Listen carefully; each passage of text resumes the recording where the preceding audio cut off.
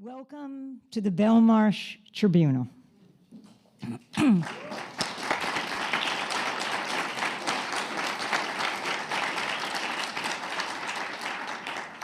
I want to welcome all the people in this room, a particularly significant room, given that it was here almost exactly 13 years ago that Julian Assange released his collateral murder video of WikiLeaks. I'll talk about that in a moment.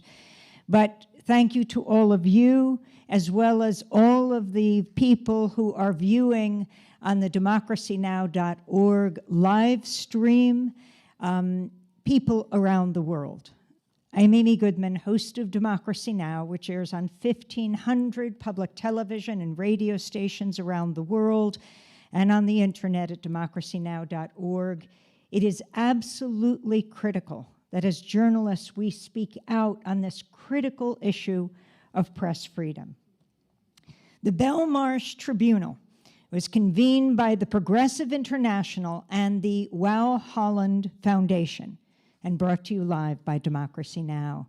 The Belmarsh Tribunal sits for the fourth time today here in Washington, D.C., to hear testimony from a range of expert witnesses, from constitutional lawyers to acclaimed journalists, whistleblowers, human rights defenders, and a dad, to the ongoing attack on press freedom and the First Amendment. The Belmarsh Tribunal was inspired by the Nobel Prize-winning British philosopher Bertrand Russell and the French philosopher Jean-Paul Sartre and Simone de Beauvoir and others. The tribunal was established in 1966 when representatives of 18 countries gathered to hold the United States accountable for war crimes in Vietnam, in the absence of an international authority to do so. Today, the tribunal pursues justice for the global campaign against the suppression of dissent, and it pursues justice for journalists who are imprisoned or persecuted, publishers, whistleblowers who dare to reveal the crimes of our governments. From Ankara to Manila to Budapest to right here in the United States, state actors are cracking down on journalists, their sources, their publishers, in a globally coordinated campaign to disrupt the public's access to information. It's not just critical to talk about freedom of the press, but it's critical to talk about the right of the public to have access to information. That is why freedom of the press is so important. A landmark case in this campaign is that of Julian Assange, the publisher who founded WikiLeaks, exposed crimes by the United States government, and now faces 175 years in prison if extradited by Britain from the Belmarsh prison, where he is currently being held. Assange's case is the first time in history that a publisher has been indicted under the Espionage Act. Recently, it was revealed the CIA had been spying illegally on Julian, his lawyers, and some members of this very tribunal.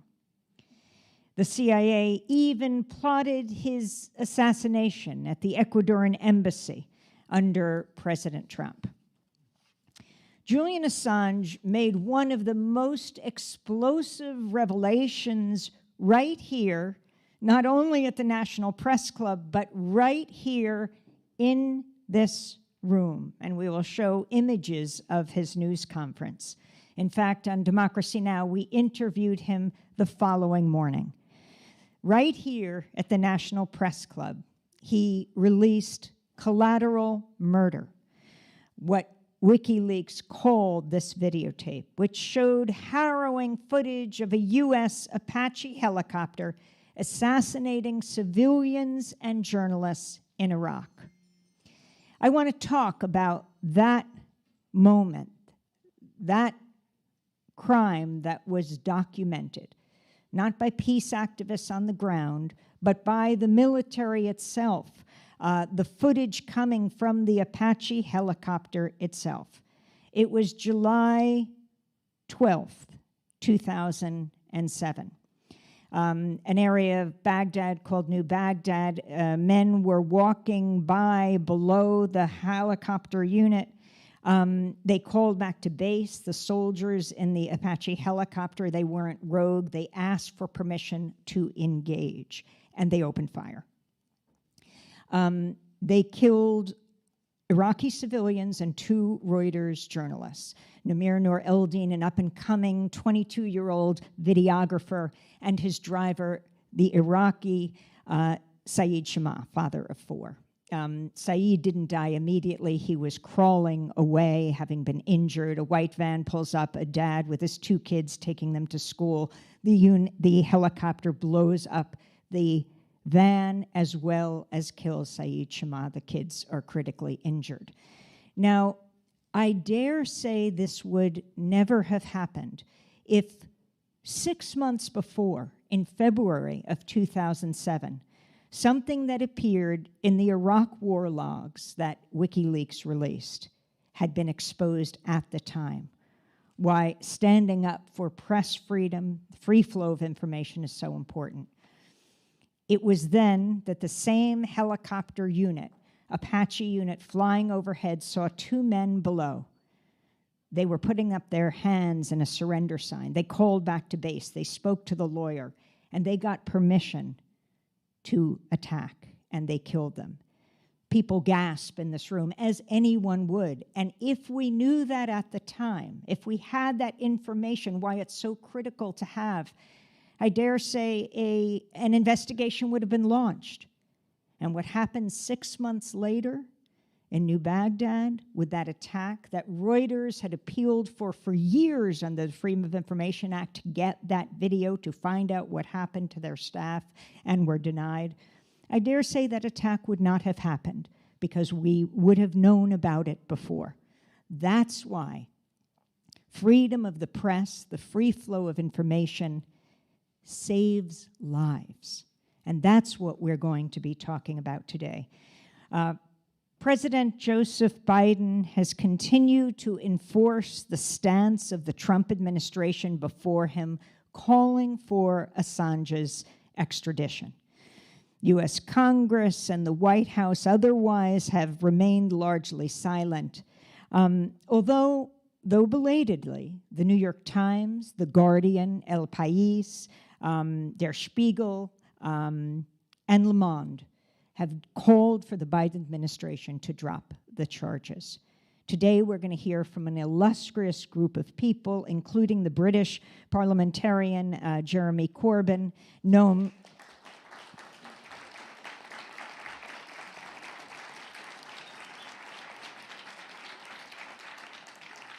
we'll be hearing in person and also in video going back and forth, Noam Chomsky, the Italian journalist Stefania Maurizi, Daniel Ellsberg, the world's most famous whistleblower, the critically important Betty Metzger, who exposed COINTELPRO.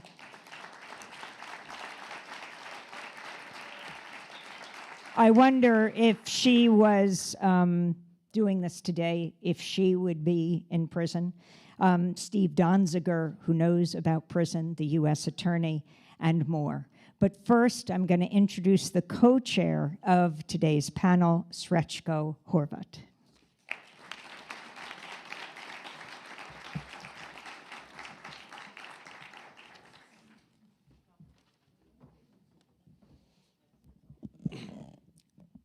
Thanks a lot, Amy.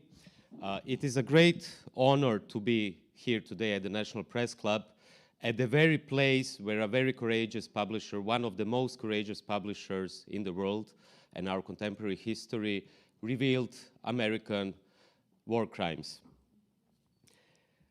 WikiLeaks revealed war crimes, and Julian Assange is for almost 4 years in prison, in a prison which is called Belmarsh Prison, while those who committed the war crimes are still free. I come from a country which unfortunately had the experience of a bloody war, namely ex-Yugoslavia, and you know, Collateral Murder was published in 2007, now it's 15 years. It was published in 2010, but the atrocities happened in 2007, and now it's 15 years since that crime, and I don't know whether anyone ended up in prison or if anyone was charged or convicted. In ex-Yugoslavia, 15 years after the war, some war criminals actually were convicted. Some died in prison, some are still free, some are unfortunately still in power. In the United States, no one was convicted. Some died without being charged and convicted. Most of the war criminals of these war crimes, which you could have seen in Collateral Murder and other publications of WikiLeaks, are still free, and others are powerful members of your society. And this is the reason why the Belmarsh Tribunal is coming to Washington, D.C., just 2 blocks away from the White House. It's called Belmarsh, as you can imagine, because we called it after the prison where Julian Assange is still being held. We had several tribunals already, one in London, one in New York City. Members of the tribunal included Edward Snowden, another hero, Rafael Correa, President Lula, Yanis Varoufakis, and many others. Today, we are here 2 blocks from the White House to focus on the crimes of the US government committed against the freedom of press, against journalism, against the First Amendment, and against Julian Assange. It is the first time that a publisher is being charged under this very anachronistic law, namely the Espionage Act, which comes, as you know better than me, from 1917, you know, which is a wartime document. And you think your country is progressive, you know. You still have a law which is like more than 100 years old from the First World War. I mean, I have to say that as an outsider to this country. It's as Bertolt Brecht said, a country is sad which needs heroes. And the United States is really sad if someone like me has to come from Croatia to talk about the First Amendment.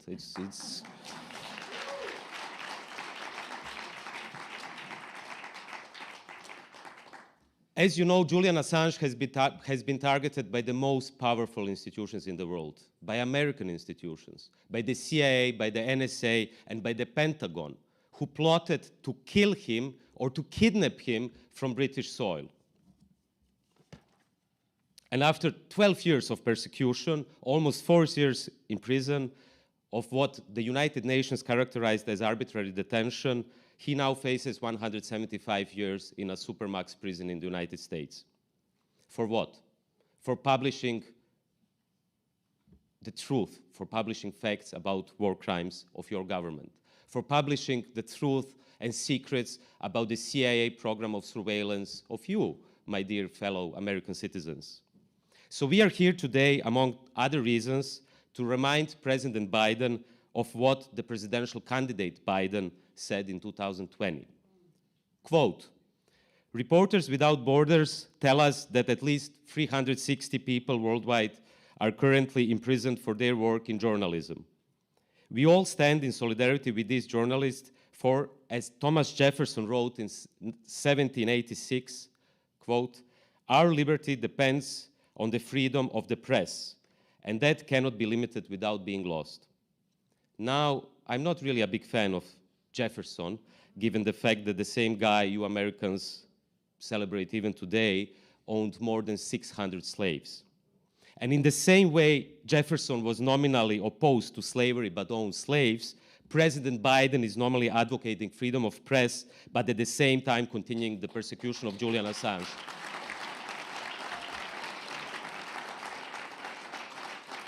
Today, we gathered in Washington, D.C. to demand President Biden to drop the charges against Julian Assange.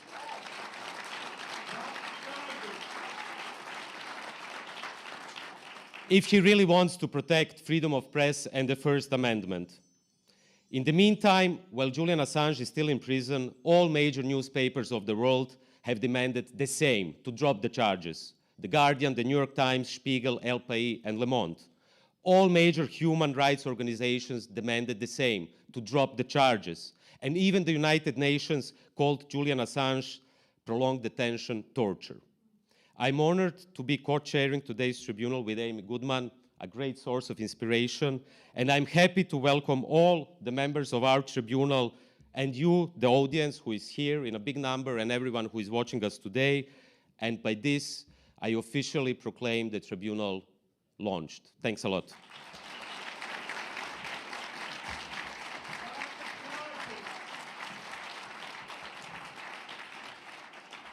We'll move right into the tribunal members. Ben Weisner is the director of the ACLU's Speech Privacy and Technology Project.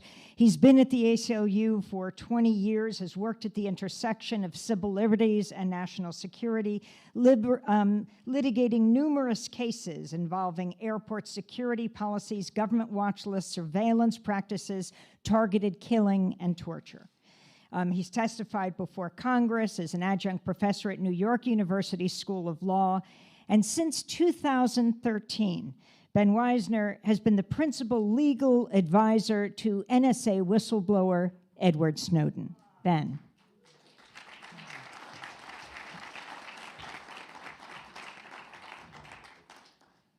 Thank you, Amy. Thank you, friends, for being here in this room today to talk about this most important case. About a half a century ago, in fact, the very week that I was born, just a few blocks from here, the Supreme Court heard and then decided the case of the Pentagon Papers, and we'll all be hearing from the Pentagon Papers whistleblower, Daniel Ellsberg, a little bit later this afternoon.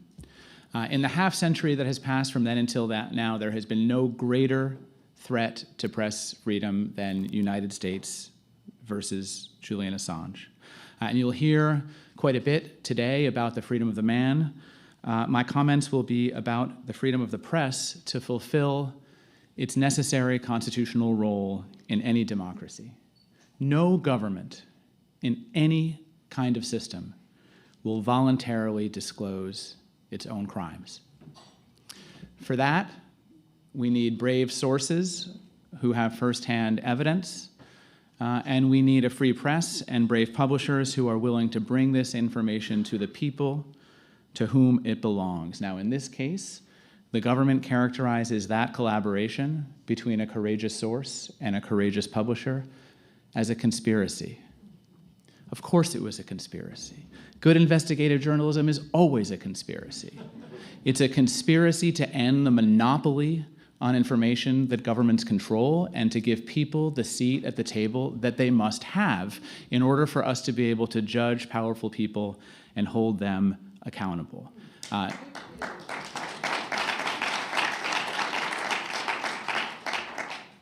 But this is the first time, as you've heard already today, under the century-long history of the Espionage Act, that the government has charged this kind of collaboration as a criminal conspiracy.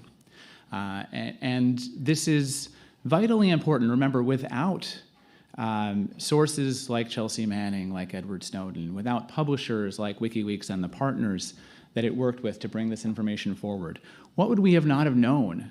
Just over the course of my career, we would not have known that prisoners were tortured and sexually humiliated at Abu Ghraib. We would not have known that the CIA set up an archipelago of dungeons where people were held incommunicado and subjected to barbaric treatment. We wouldn't have known that any innocent person ever died in a drone strike. We wouldn't have known that governments developed and deployed systems of mass surveillance without the consent or knowledge of the public. These are all things that governments classified at the absolute highest level of secrecy, and yet can anyone really say that the public in a democracy doesn't have a right to know or a need to know any of the things that I have just said? If this prosecution goes forward and ends in conviction, it will be a very dark day for press freedom in the United States. The prosecution has already had a chilling effect in newsrooms around the country. The lawyers for publications are already assessing the risks of publishing certain information in a way that they never had before. But let's not just focus on the threat to press freedom in the United States, because this is an attack on press freedom globally. And that's because the United States is advancing what I think is really the extraordinary claim that it can impose US criminal secrecy laws on a foreign publisher who is publishing outside the United States. Let's think about that for a second. Let's linger on that for a second. This is opening an incredible Pandora's box. Every country has secrecy laws. Some countries have very draconian secrecy laws. If those countries try to extradite New York Times reporters and publishers to those countries for publishing their secrets, we would cry foul, and rightly so. Does this administration want to be the first to establish the global precedent that countries can demand the extradition of foreign reporters and publishers for violating their own laws? I truly hope not. And let me wrap up by saying that a country in which a publisher has been extradited and imprisoned for publishing truthful information will be a very different country than the one that we have lived in our whole lives. And let's make sure that we do everything possible to make sure that we don't become that country. Thank you so much.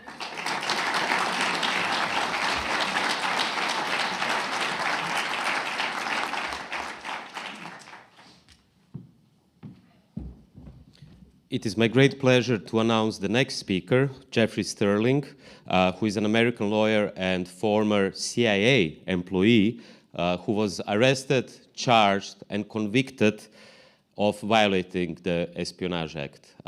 Please, Jeffrey, join the stage.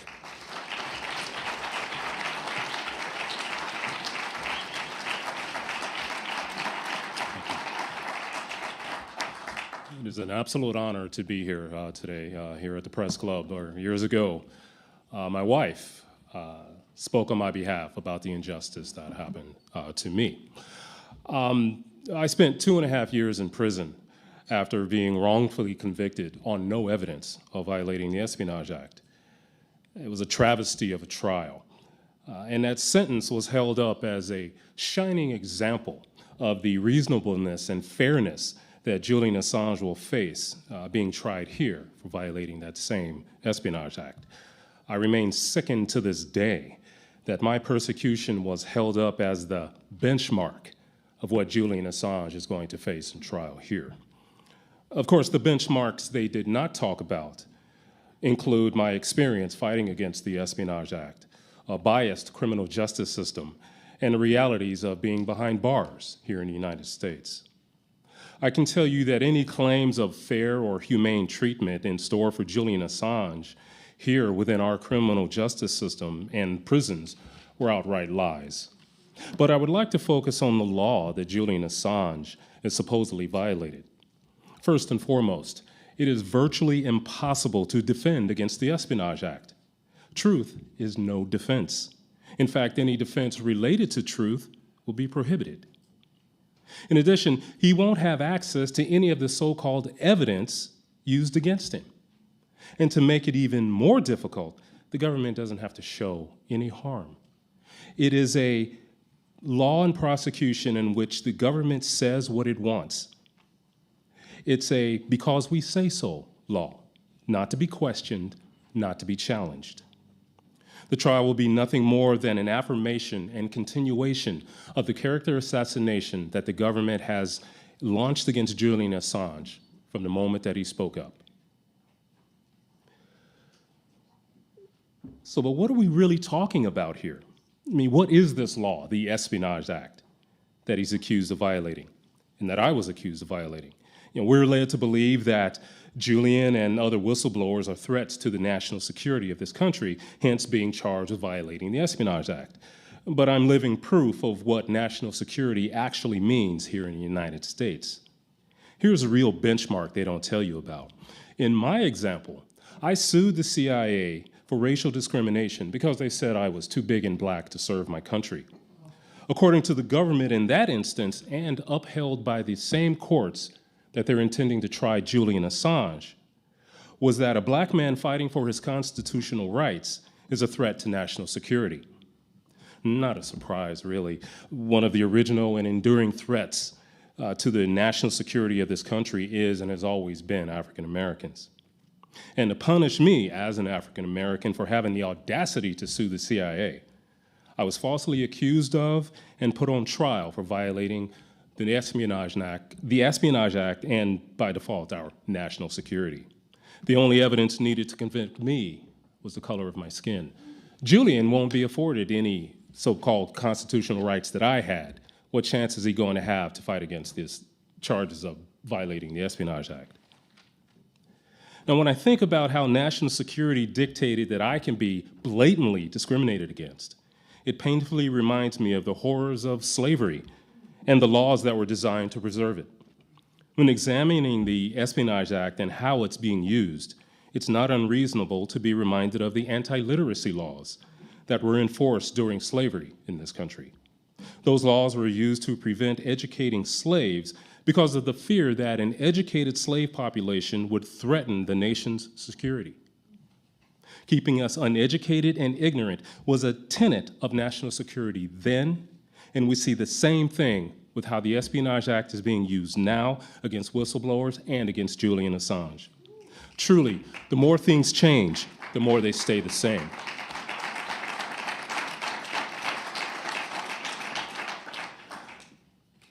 When we look at it, the Espionage Act is no different than those anti-slavery laws. They both represent, and they are the very embodiment of white supremacism that has always been a part of the identity and governance of this country.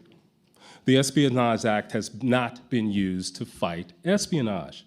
It's being used against whistleblowers and Julian Assange to keep the subjugated ignorant of its wrongdoings and illegalities in order to maintain its hold on authority, all in the name of national security.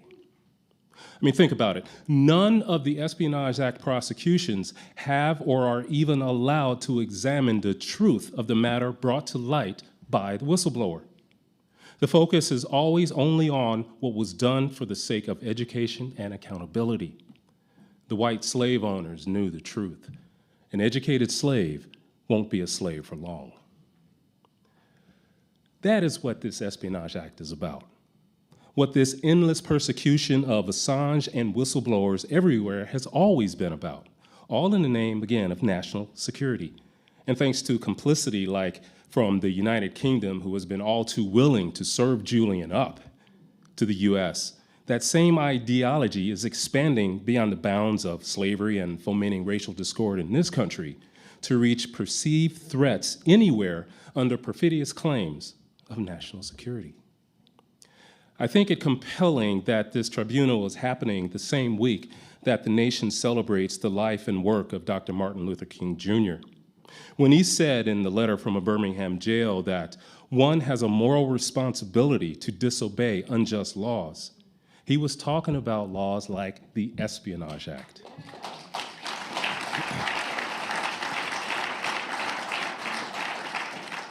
What makes the Espionage Act unjust is that it is not being used to protect this nation. It does not apply to the power brokers in this nation.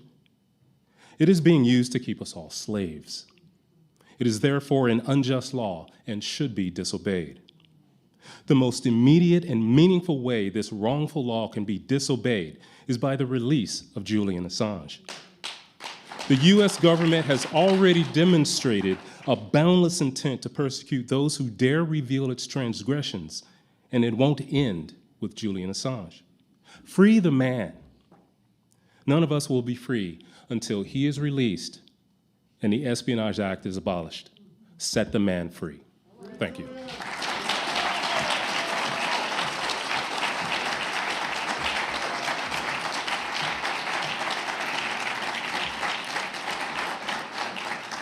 Our next speaker by video is Katrina vanden Heuvel. Katrina is editorial director and publisher of The Nation magazine and writes a weekly column in the Washington Post, a frequent commentator on many networks, including ABC, MSNBC, CNN, PBS. Her articles have appeared in newspapers in this country and around the world. The Nation's journalism has been given many awards, including those from the Society of Professional Journalists, National Magazine Awards. This is Katrina vanden Heuvel. I'm honored to join today. I'm publisher of The Nation, America's oldest weekly, founded in 1865 by abolitionists committed to ending the scourge of slavery.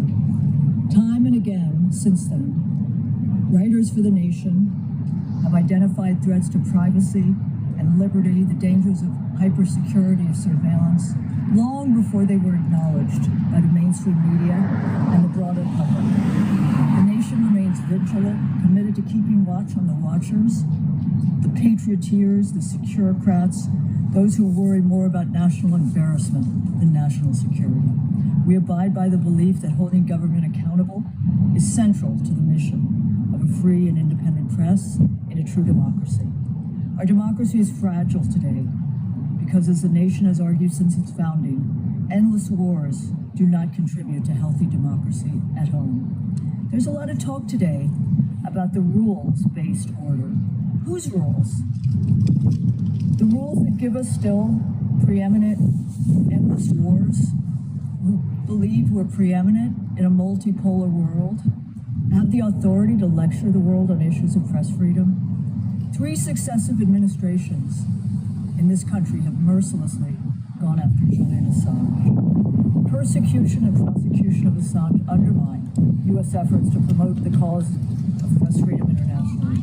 The Biden administration, if it's serious about its commitment to media freedom in the world, could lead by example and end more than decade-long persecution and persecution of Julian Assange. It is not necessary to make Assange a hero in order to vigorously oppose his prosecution.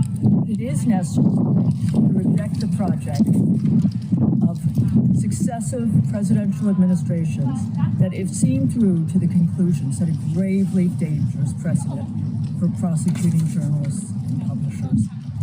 I've thought a good deal about the threats faced by journalism in the 21st century. There are many, but few are so serious as the criminalization of speaking truth to power. By the way, those in power already know the truth, and they often hide it from us.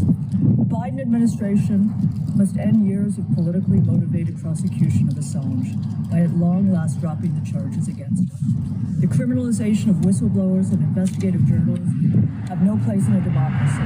Free Assange. Thank you.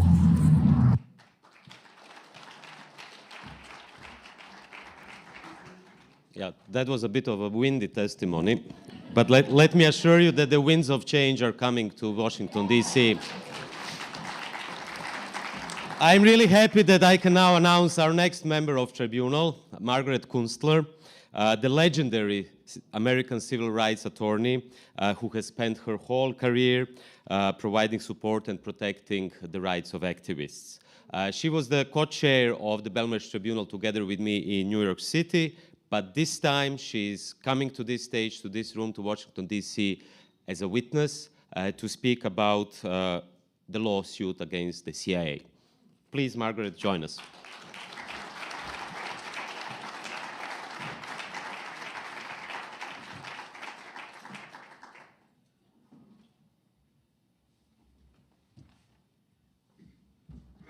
Well, I'm not only deeply involved in this lawsuit as a witness, but I am deeply involved in this lawsuit as a plaintiff.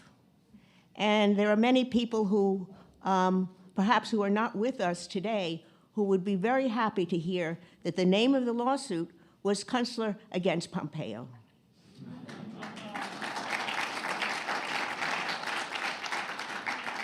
And one of the major things, this is going to be a narrow topic, so I hope you'll understand that this is not a massive defense of Julian, but this is a lawsuit that we hope will, in fact, be one of the major ingredients about why the United States cannot try Julian in this country.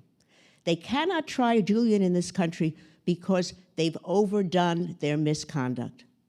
They've engaged in the level of misconduct in interfering in the defense of Julian Assange that cannot be tolerated.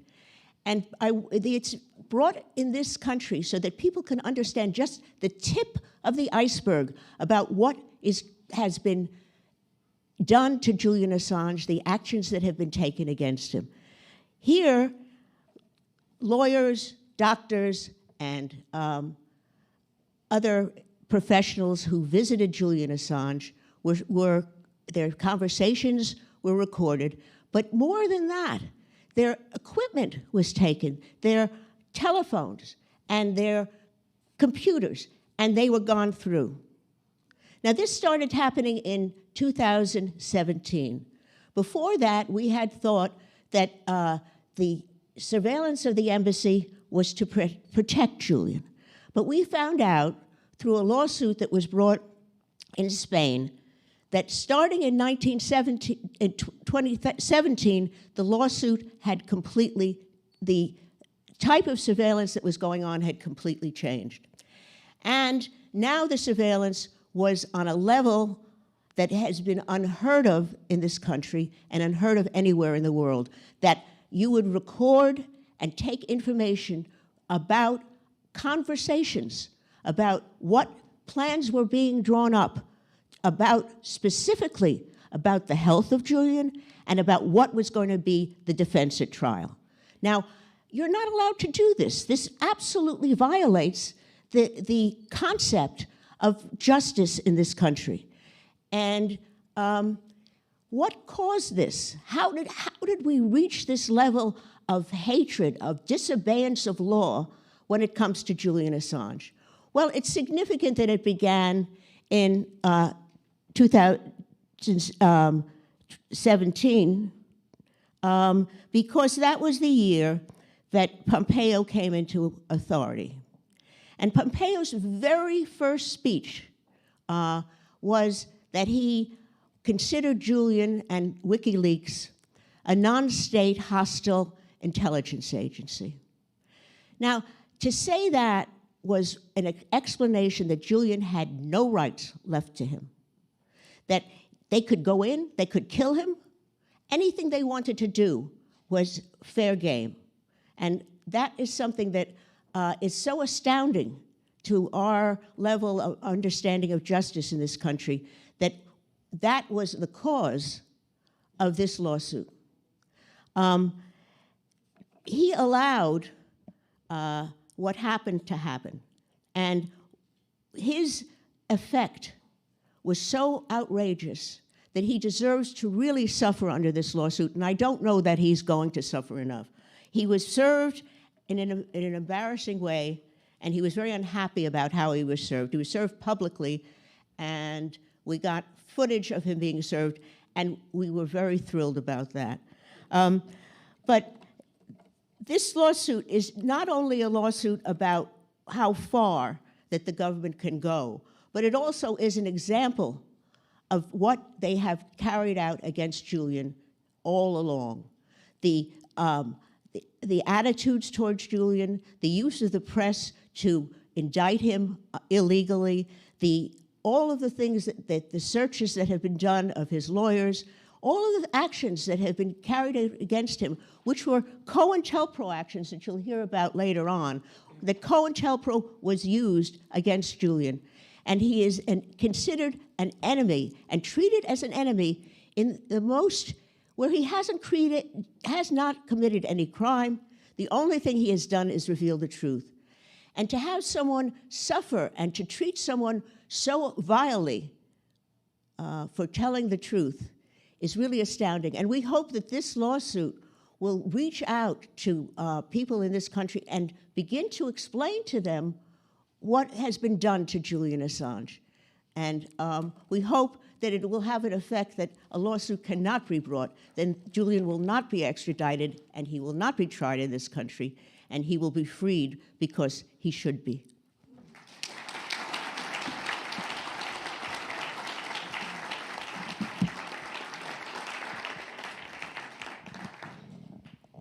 Next up, Stefania Maurizi.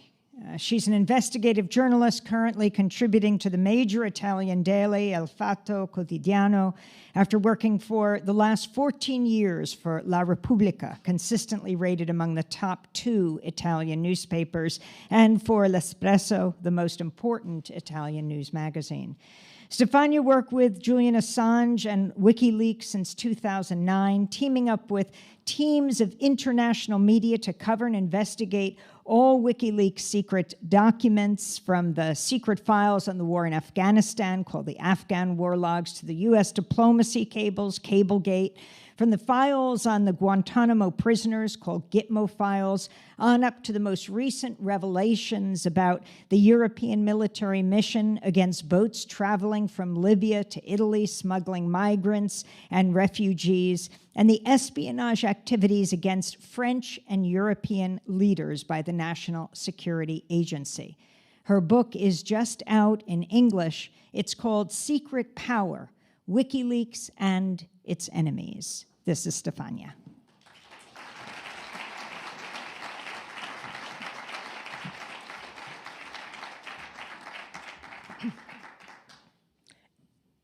It is a great honor to be a member of this Belmarsh Tribunal. As an investigative journalist, I'm not here to make any grand statement about this case. I'm here to provide some solid evidence, I would say forensic evidence, of extremely suspicious facts about the prosecution of Julian Assange at WikiLeaks. I have been there since the very beginning. My first media partnership with WikiLeaks was in 2009, and since then I have worked on all their documentation. I can assure you that this work hasn't gained me any powerful friends in high places. Quite the opposite. It set me on a collision course with my former newspaper, from which I had to resign in order to keep doing my work on WikiLeaks. What I have seen in the course of my journalistic work on this case has deeply disturbed me. I have been stunned by the state criminality documented in the files, by the impunity that war criminals and torturers enjoy in our democracies.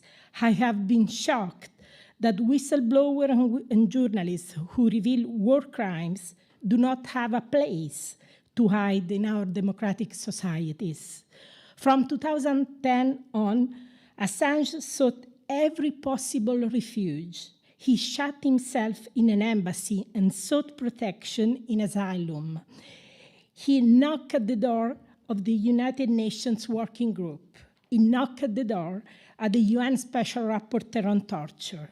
Nothing and no one was able to prevent the ruin of his physical and mental health.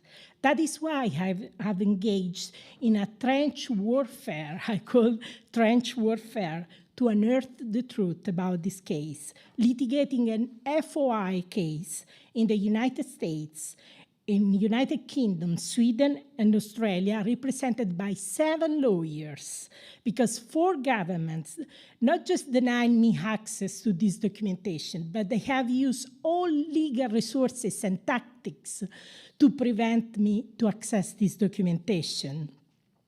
I'm sure you know that in the current attempt to extradite Julian Assange from the United Kingdom to the United States, the US authorities are acting through a public authority, British public authority, called the Crown Prosecution Service. This is the very same authority through which the Swedish prosecutor tried to extradite Julian Assange in connection with the rape allegations. The Swedish investigation was dropped once and for all in 2019, after remaining in the preliminary stage for 9 years with no charge whatsoever. My FOI litigation has allowed revealing that it was the Crown Prosecution Service that trapped Julian Assange in a legal and diplomatic quagmire which has kept him arbitrarily detained for a decade. Why did they provide this legal advice? It was an advice that destroyed any chance of justice for anyone. It cost the British taxpayers £13.2 million, and it basically destroyed his health and his physical and mental health. When I tried to dig into this, I discovered incredible things, like that the Crown Prosecution Service destroyed key documents about the Swedish case. Why they did so? They did it when Sir Keir Starmer was heading the Crown Prosecution Service. I discovered this in November 2017. I shared this information with the Guardian Pulitzer Prize, Ewan McCaskill, and we published this revelation. A month after these revelations, I went to the embassy to discuss this with Julian Assange. Well, I discovered that my devices were secretly accessed, my phone unscrewed, and the SIM card extracted, and our conversation recorded, and so on. Nothing is normal in this case. Nothing is normal. In the United States, Australia, and Sweden, I have run up against the same pushback. When last year I appealed to the Swedish Parliamentary Ombudsman for an investigation into the highly anomalous handling of the documentation on the Julian Assange case, the Parliamentary Ombudsman refused to open an investigation and refused to provide any explanation. This month, I discovered new information, but I'm not allowed to discuss it publicly at this stage due to the ongoing litigation. I want to close these remarks with an appeal to the American public and media. I'm aware that you are dealing with so much right now, but this case marks a point of no return for the United States and for our democratic societies. I come from a country, Italy, which invented fascism. A few things mark the sliding of a society into fascism than the destruction of freedom of the press and the destruction of the right of the public to know what our government does with our money and in our name. In an authoritarian society, you cannot reveal war crimes, torture, and state criminality at the highest level, as Julian Assange did, and remain free and safe. They kill you. In a democracy, it must be possible. This is why we must win this case and free Julian Assange. There are only a few months left. Thank you.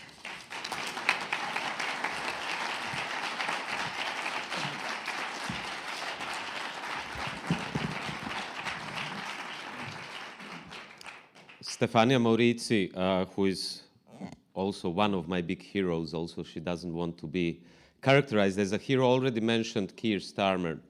Luckily, Keir Starmer is not with us today, but we have the pure opposite of Keir Starmer with us.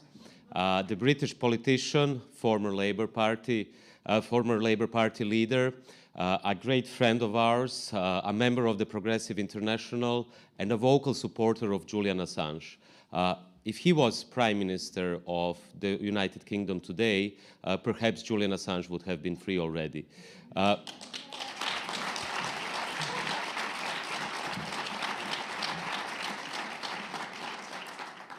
it's never too late. So it's my great pleasure to present Jeremy Corbyn today in Washington, D.C.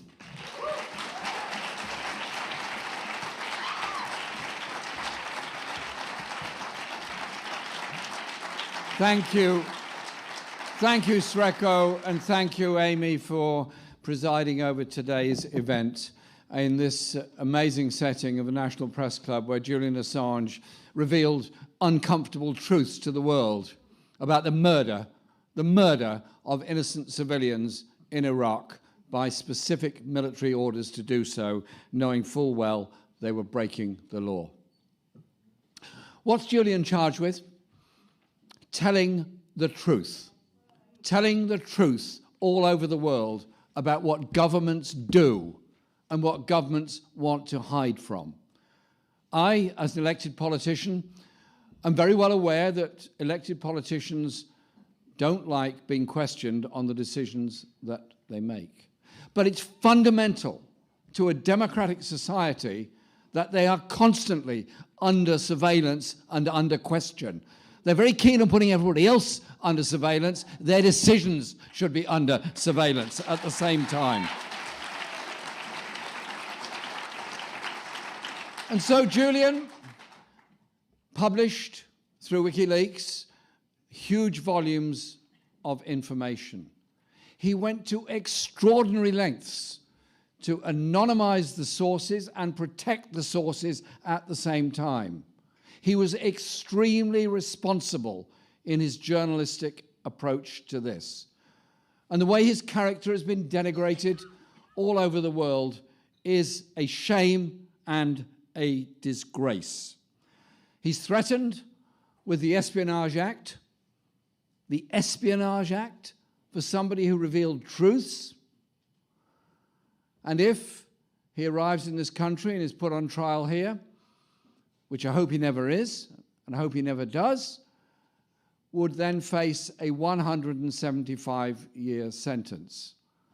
It is, in effect, a death sentence, and he would be left for the rest of his life in a maximum security prison in the most appalling conditions. But he's already in the most appalling conditions. He's being held in Her Majesty's prison, His Majesty's prison, Belmarsh in southeast London. I've visited that prison on previous occasions to visit prisoners there. It is an awful place. It is a brutal place. It is a place devoid of humanity, and he is stuck there. Not a convicted criminal, but a remand prisoner who is potentially awaiting trial. He's the only one in that category in that particular prison. Now, he is accused, and WikiLeaks are accused, of damaging the interests of the US government, of the British government, of the French government. And actually, if you plow through the tens of thousands of documents there, you'll find they're pretty embarrassing to pretty well every government in the world, including, as a matter of fact, the government of Russia as well, because Julian wanted the truth out about what powerful nations do to people without power who are victims of their exercise of that power. So he also exposed the way that desperate, poor migrant people face dangers in the Mediterranean, the English Channel, and so many other places. And so our plea is here today about support for Julian. But I say this to journalists who may be watching this around the world. You might say, well, okay, that's Assange, that's different, that's the way. Sorry, it's not. It's you as a journalist. Because if Julian Assange ends up in a maximum security prison in the United States for the rest of his life, every other journalist around the world will think, oh, should I really report this information I've been given? Should I really speak out about this denial of human rights and miscarriage of justice in any country around the world? Because the long arm of the United States espionage might reach me, and an extradition treaty might put me in that same prison. And around the world, there are, sadly, hundreds of very brave and brilliant journalists who've lost their lives trying to expose the truth. So today, here in the National Press Club, we're speaking up for journalists, real journalists, all over the world who want to expose the truth, that we are better informed and democracy functions better as a result. Now, as I said, I'm an elected politician. And what worries me is the silence of so many fellow elected politicians around the world. So my plea here today is this. You have been elected by an electoral democratic process. The people who elected you placed their faith and their trust in you to speak up for them and their democracy. Your silence makes it worse for Julian. Your silence makes it worse for democracy as a whole. And so, when we surrounded the UK Parliament, the British Parliament, the Houses of Parliament, with a chain of people, thousands of people, in support of Julian, we were demonstrating our wish that our Parliament speaks up. In the same way, some politicians in a number of countries have spoken up. But I appeal to elected politicians in the United States, speak up to defend democracy, speak up against the powers of the Espionage Act, and speak up for Julian Assange. Because our human rights are under threat all over the world. The rollback of the advances of the Universal Declaration of Human Rights, the European Declaration of Human Rights, European Convention on Human Rights, and many others are under threat at the present time. Our actions around the world in support of Julian, in support of the right to know, can, and I believe will, change the course of what's going on. So let's get a message out here today from this National Press Club in Washington. We are bearing witness to a travesty of justice, to an abuse of human rights, to a denial of freedom of somebody who bravely put himself on the line that we all might know that the innocent died in Abu Ghraib, the innocent died in Afghanistan, the innocent are dying in the Mediterranean, and innocents die all over the world where unwatched, unaccountable powers decide it's expedient and convenient to kill people who get in the way of whatever grand scheme they've got. We say no. That's why we are demanding justice for Julian Assange. Hear the call. Let's free Julian Assange, and we will all be safer as a result of that. Thank you very much.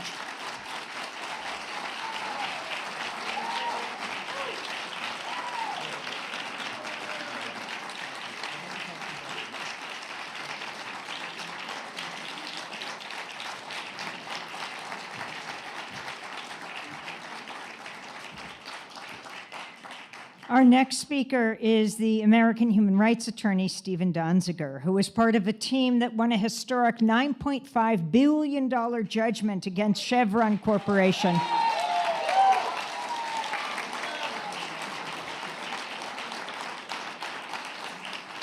For polluting the Ecuadorian Amazon. In 2019, he was targeted in New York with the first corporate prosecution in the history of the United States. Overall, he would serve 993 days under house arrest and in prison for a charge where the maximum sentence under law was 180 days. Stephen Donziger.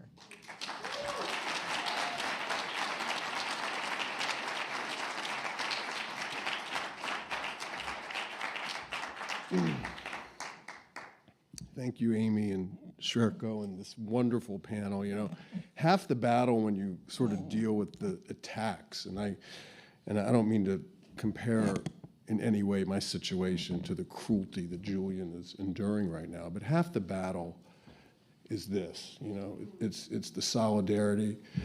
There's so many people here when I was in those long, this long period of detention that I never could have imagined would happen in this country, because maybe I was a little naive.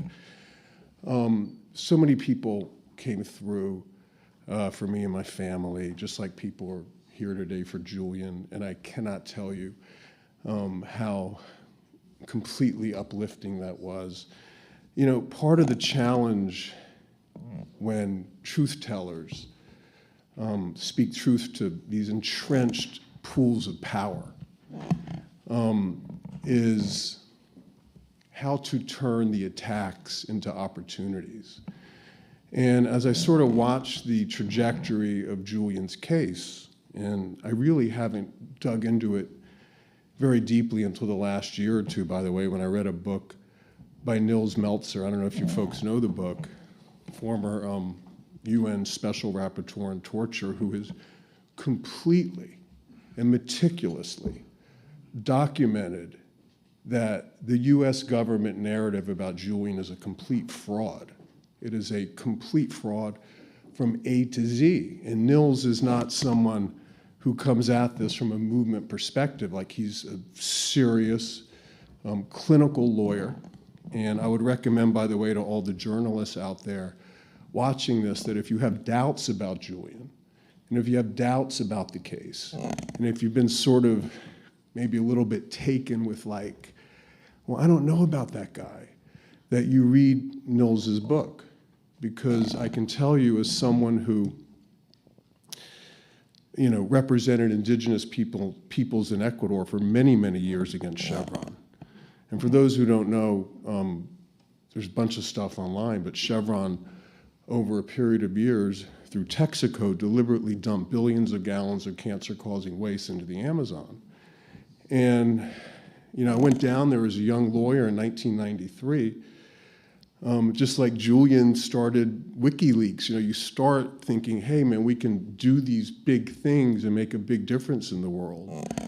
And when you're a little too effective at what you do, suddenly these entrenched interests of power, whether they be in the national security apparatus or the fossil fuel industry, they figure out ways to just forget the rule of law.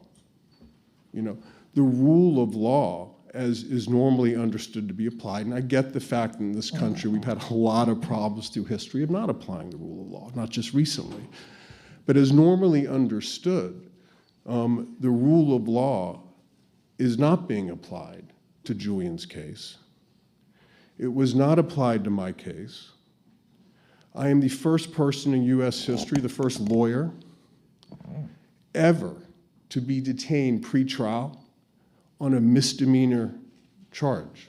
And my misdemeanor charge was that Chevron had figured out a way to get a judge to order me to turn over my computer to their lawyers in the middle of the case with all this confidential information. And when I appealed that order to a higher court, the judge charged me with criminal contempt of court. He took his charges to the federal prosecutor in New York, who refused to prosecute me. And then the judge appointed a private corporate law firm to prosecute me in the name of the US government without disclosing the fact that that corporate law firm had Chevron as a client. I was prosecuted in the name of the US government by a corporation. And, when I sort of go through the experience, and I'm so happy to be through that piece of it, although I'm still dealing with a lot from Chevron, but I don't have my ankle bracelet. And I look at what Julian is dealing with, all I can say is it is absolutely vital that we understand the importance of Julian feeling all of our love and energy, and that we continue to spread the word. It is critical, and I will say, as I look at Julian, I met Julian one time, by the way, a few years ago in the Ecuadorian embassy when he was there. But there is something big happening, whether he realizes it or not, through the process of fighting for his freedom. It is a process of consciousness raising around the world. It can be seen as an opportunity to strengthen our freedoms, to strengthen freedom of the press, as is happening. And I just want to point out before closing that there is an increasing corporatization of these types of attacks happening in this country. Just this week in the United States, we had the first police killing of a climate activist in Atlanta. I don't know if folks know about this Cop City project. And there are now 15 people, by my count, peaceful climate activists who have been charged with domestic terrorism in the United States of America. We see in line 3 the protests in Minnesota, the pipeline company pouring millions of dollars into public police to arrest protesters. So whether it's the national security state, the fossil fuel industry, or other elements of the corporate class, we have a serious problem with our government in this country essentially being co-opted by elements that could give a damn about the freedom for the rest of us. And a few blocks from here, at the Supreme Court, which, by the way, is meeting today to discuss whether they're going to take my appeal of my misdemeanor contempt conviction. But that court, if you really think about it, has 6 justices now, 4 of whom were appointed by presidents who did not win their elections. They're unelected, and they're making decisions about almost every critical issue related to the freedom for 330 million people, including what happens, by the way, in Julian's case, ultimately. So we need to fight harder, and I don't mean to be sort of, leave a message of that might demoralize people, because whenever I'm asked to talk about my experience, like to law students, I'm like, no, you can really do this work. This work must be done, and it must be done. And as we see this increasing oppression, we must continue to organize, fight, spread the word, and really try to turn the resistance they're giving us into opportunities to advance the cause of justice. So I call on President Biden to step up. Come on, this is ridiculous. Drop the charges and free Julian Assange. Thank you very much.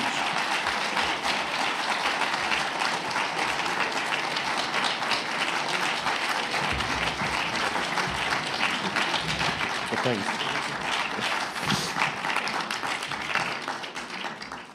Unfortunately, some people who are connected to WikiLeaks couldn't have been today with us.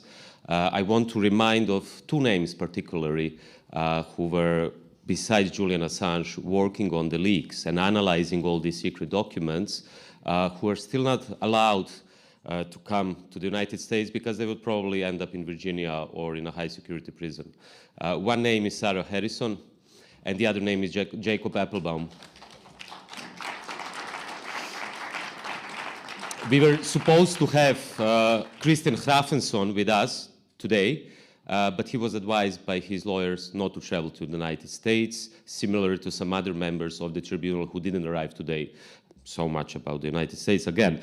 Kristinn Hrafnsson is an Icelandic investigative journalist who became, unfortunately because Julian Assange is in prison, the editor-in-chief of WikiLeaks in 2018. Recently, together with Josef Farrell, he was part of a WikiLeaks delegation who had a tour in Latin America, and they visited 5 presidents of Brazil, Colombia, Bolivia, Argentina, and Mexico, and all of those 5 presidents pledged that they will support the fight for the freedom of Julian Assange.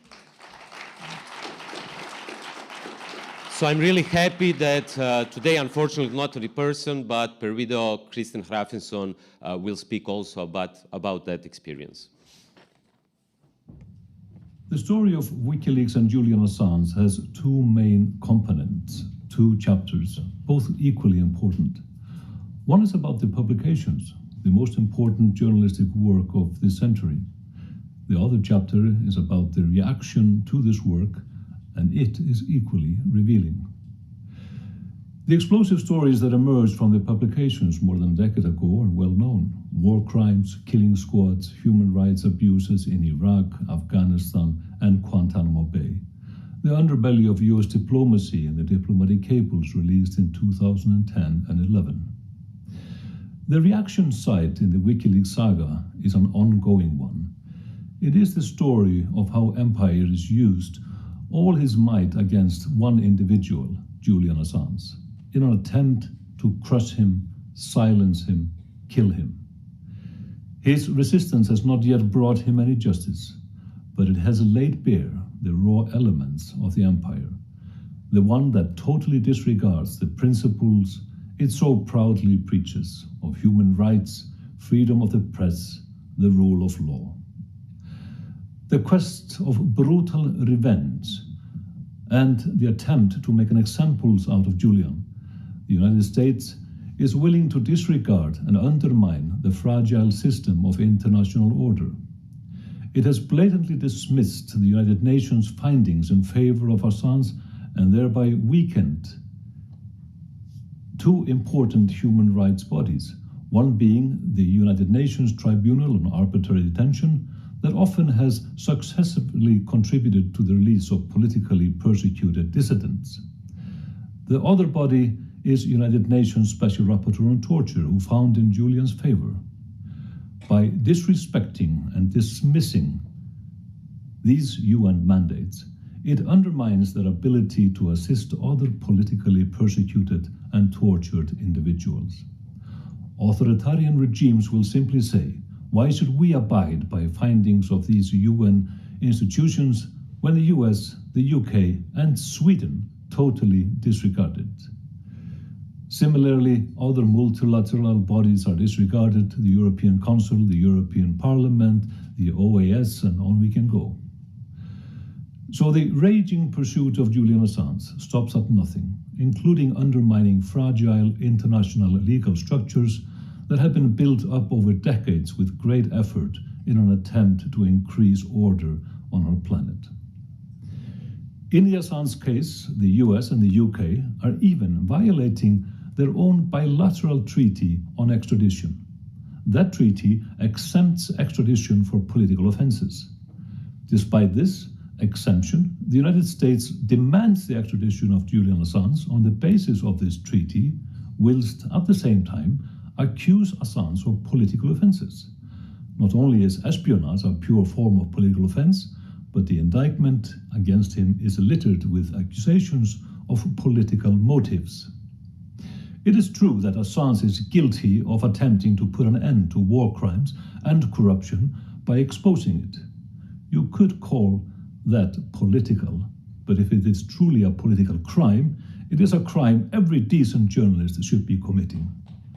It is a journalistic duty.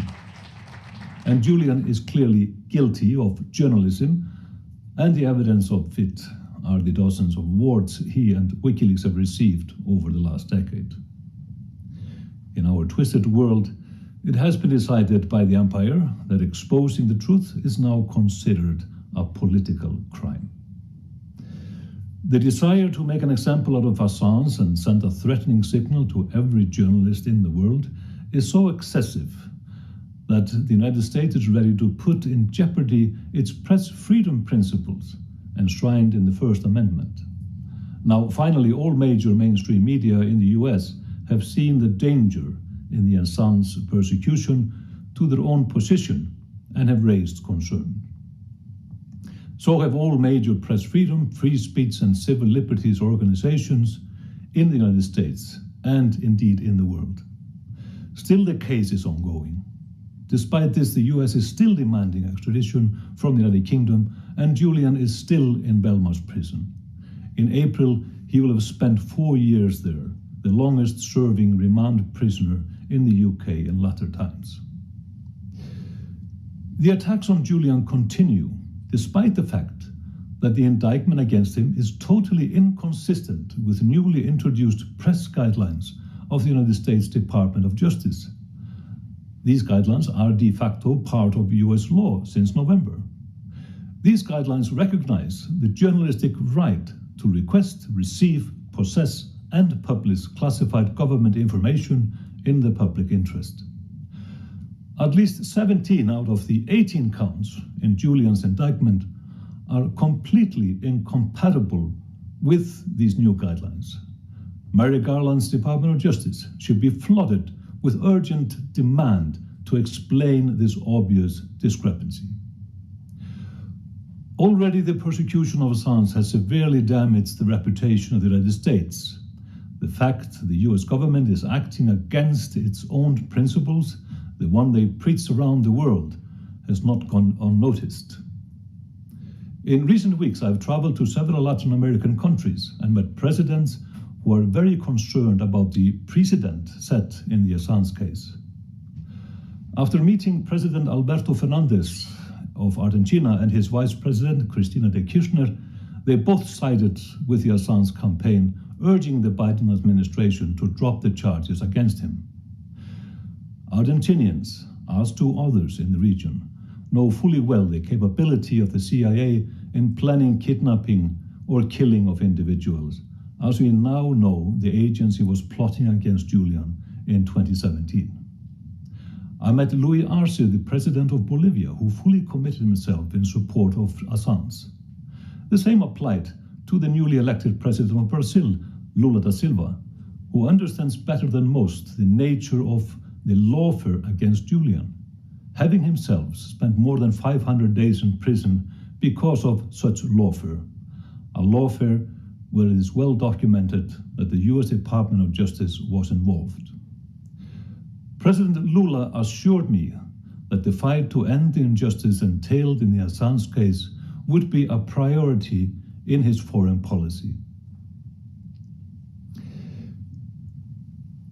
I got the same strong support from Gustavo Petro, president of Colombia, who called for Julian's release and the end of the persecution. Lastly, I met Andrés Manuel López Obrador, president of Mexico, who has been a constant supporter of Julian and one who understands that this case is more than the battle for the freedom of one individual, but a priority fight for underlying principles. It was Obrador who said that if Julian is extradited to the United States, the Statue of Liberty should be dismantled and returned to the Friends. The Mexican president received us in the WikiLeaks delegation earlier this month and assured us he would take the matter up personally with President Biden. They met last week in Mexico City. It is not just the political leaders of every major country south of the border of the United States that now recognize the gravity of Julian's case, as Anthony Albanese, Prime Minister of Australia, has recently added his voice to the demand for Julian's freedom. He said in the Australian Parliament that enough is enough, and we agree. All those leaders are now pointing a finger at the empire. They are pointing out that the emperor is naked. They are drawing attention to the naked brutality in the Assange case and the underlying principles that are threatened. And more world leaders will follow. Any message from the United States on liberty, peace, human rights, and press freedom is now measured against the Assange case and dismissed as hollow and meaningless, unless the Biden administration drops the charges against Julian. Before the turn of the century, the US State Department used the term rogue states to describe violent regimes with appalling human rights records. The terminology was officially dropped at the beginning of this century, probably because many of the activities of the United States in latter times have fallen under the criteria of a rogue state as defined in the 90s. If there's any desire in the United States to regain a position of credibility in the international arena, there needs to be a multi-layered policy changes. A priority should be put on doing the right thing to drop the charges against Julian Assange. And the moment to do so is now.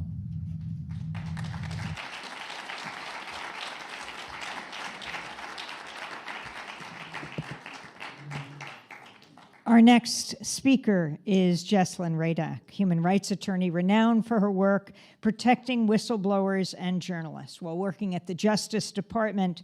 And she disclosed the FBI committed ethics violations in their interrogation of John Walker Lynn. Among her many roles, Jesslyn is the Director of National Security and Human Rights at Expose Facts.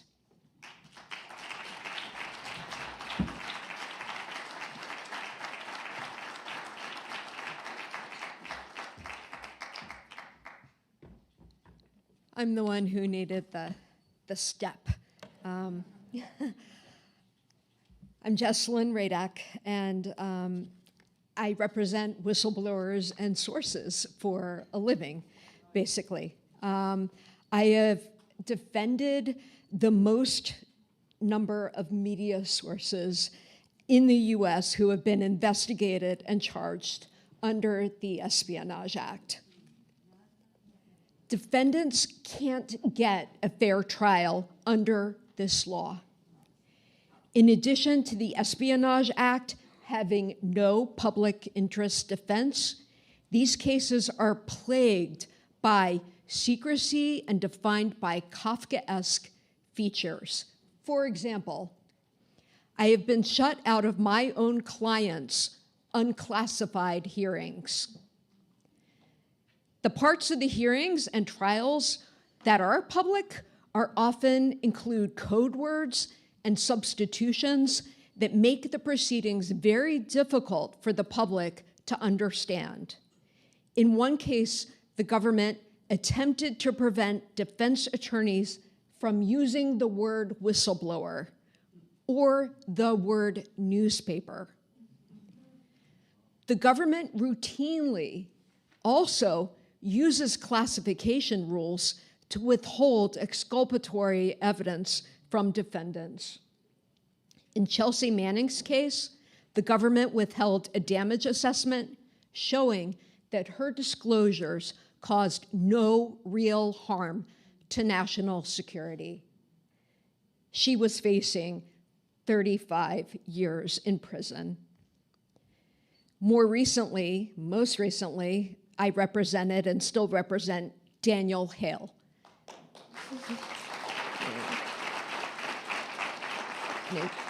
Huge shout out to Daniel. I know he's paying attention to this.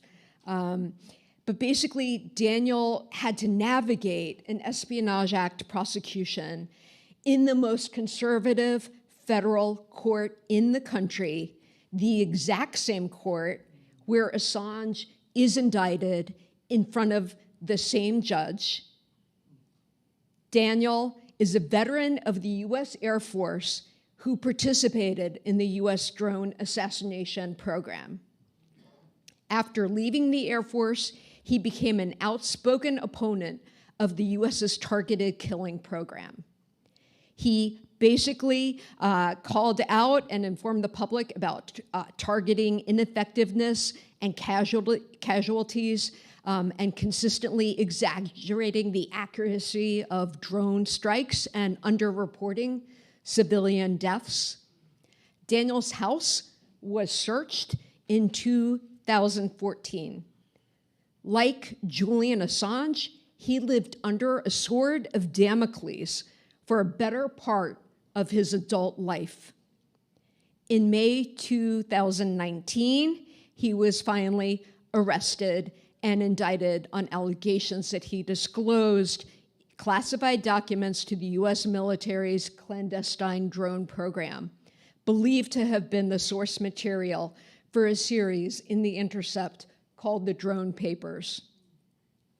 Daniel pleaded guilty to a single count under the Espionage Act and was sentenced to 45 months in prison. I think his case is a prescient warning of how an Espionage Act case against Assange would proceed. Bear with me. At sentencing, the judge he recognized that Daniel was a whistleblower and recommended that he be placed in a minimum security medical prison. But the Bureau of Prisons instead sent him to an Orwellian communications management unit, nicknamed Gitmo North. There are only 2 such facilities in this country. Created in the aftermath of 9/11, they were intended to house terrorists. Daniel is a pacifist with no priors. Until recently, he has been housed in this special prison with the Merchant of Death, Victor Bout, who was recently released. So when the US gives assurances that Assange won't be put in a supermax, don't be fooled, because he'll end up in a far worse place, one of these communications management units. In the CMU, Daniel is far more isolated from his support network, unable to receive the medical and psychological care he so desperately needs, and has more restrictions on his communications, reading materials, and visitors with other people than anyone on death row. Earlier this year, Daniel applied to be transferred to the type of treatment program he was recommended for at sentencing. But in the case management unit where he's housed, the counterterrorism unit gets a veto over such therapeutic programs, and his application was denied. They still label him a threat, meaning even if Assange were to reach an acceptable plea agreement, Daniel's case proves that the US government can still use the prison system to retaliate, the way that they are currently using process as punishment while Assange is in Belmarsh. Assange is under attack for publishing information in the public interest, which is threat enough to the First Amendment in and of itself. But from my extensive experience fighting the injustices in cases brought under the Espionage Act, it is abundantly clear that the Assange prosecution is also a threat to the most basic constitutional principles of fairness and due process. These charges must be dropped immediately. Thank you.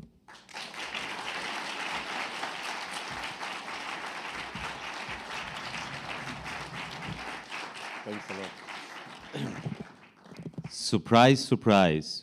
There are a few people in Washington, D.C. who were not afraid to talk about Julian Assange all these years. And our next member of tribunal is one of them.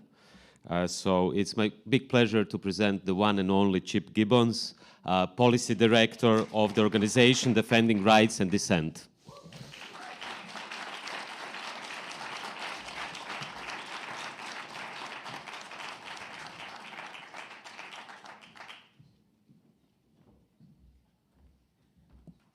Thank you so much for that introduction, and thank you everyone who is coming as one of the few people in DC willing to talk about Assange's case. It gets very lonely, but I'm very heartened and inspired to see all of you here today.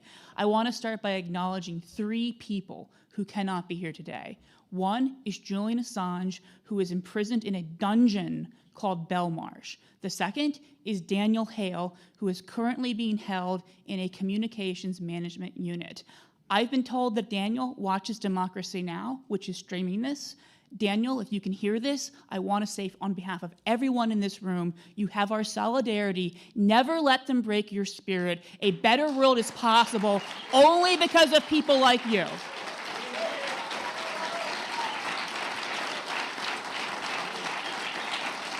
And as an aside, I'd like to note the CMU, much like Belmarsh, is associated with the war on terror. When governments kill civilians, not only is it not terrorism, but when you expose murder by government, they treat you as the terrorist. And the third person who can't be here is, of course, Edward Snowden, who exposed that our government was lying to us about how they were spying on us, and for this patriotic act was driven into exile while the lying spies continue to enjoy lucrative careers with war profiteers and cable news programs. And you have to ask yourself, do they view those as 2 different jobs? Because after all, someone has to sell the wars that line their pockets. I am here today to talk about Julian Assange's case. The persecution of Assange is part of a larger war on truth. Assange is a journalist and a publisher, not a whistleblower or a source. But the normalization of the use of the Espionage Act against whistleblowers paved the way for Assange's unprecedented indictment. My fellow witness, Jesselyn, has long argued the war on whistleblowers was a backdoor war on journalism. Do you know who else agrees with this? The U.S. Army Counterintelligence Center, who in 2008 noted that the governments of North Korea, Russia, and Israel, DC's favorite democracy, had blocked the WikiLeaks website, but there was a better way to destroy them. Expose and prosecute the whistleblowers. And they used the phrase whistleblowers in this document. They never do so publicly, but they did so privately in this document, to prosecute those whistleblowers to destroy WikiLeaks. The US government knows, like we know, that without sources, there is no journalism. But the US government is no longer content with merely going after the sources. They have made Assange the first person ever indicted under the Espionage Act for the crime of publishing truthful information.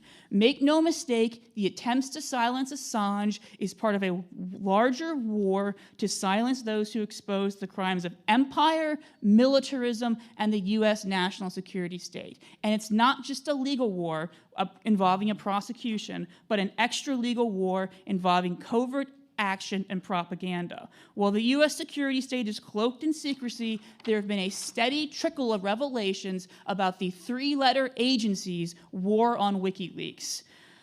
The NSA added Assange to their manhunting database. The CIA plotted to kidnap and maybe even kill Assange. Various agencies sought to get around rules protecting press freedom by arguing WikiLeaks were not journalists. The NSA discussed the idea of declaring WikiLeaks a malicious foreign actor. The FBI and the CIA demanded a personal audience with Barack Obama to persuade him that rules protecting press freedom should not apply to WikiLeaks, as WikiLeaks should instead be classified as information brokers. I'm not sure what an information broker is. I don't think the CIA and the FBI know either. And finally, they invented the term hostile non-state intelligence agency to allow the CIA to engage in offensive counterintelligence against WikiLeaks, something previously reserved only for rival spy agencies and requires even less oversight, and there's very little oversight over the CIA, over CIA covert action. The US government's legal and extra-legal war on WikiLeaks is a war on journalism itself. By bringing an indictment under the Espionage Act, the US government has endangered the First Amendment's guarantee of press freedom. By applying the Espionage Act extraterritorially to a foreign national, they jeopardize press freedom globally. It's also a war on everyone in this room's right to know. The Supreme Court has long held the First Amendment also includes a right to receive information and ideas. Through its lawfare, covert actions, and propaganda campaigns, the US government hopes to prevent WikiLeaks from publishing. Thus, the US government has engaged in a conspiracy to deprive the US people writ large of our First Amendment right to receive information and ideas. They are seeking to kill the messenger in order to prevent all of us from getting the message. And I know my time is up, but I have my own message. I'm sure there's someone from the J. Edgar Hoover building, which is just a few blocks down the street, sitting in the audience somewhere. So I want you to write this down and take this to your bosses. We will free Julian. We will free Daniel. We will bring Edward home. And you can put in my FBI file that I said that. Thank you very much.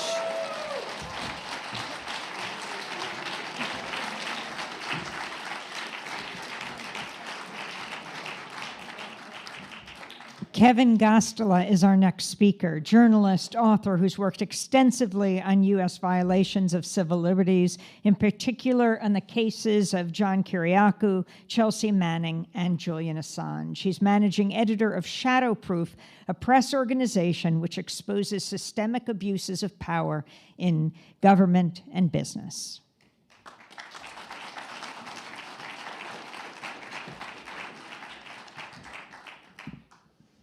Thank you. It's an honor to be here and be part of this really esteemed group of delegates.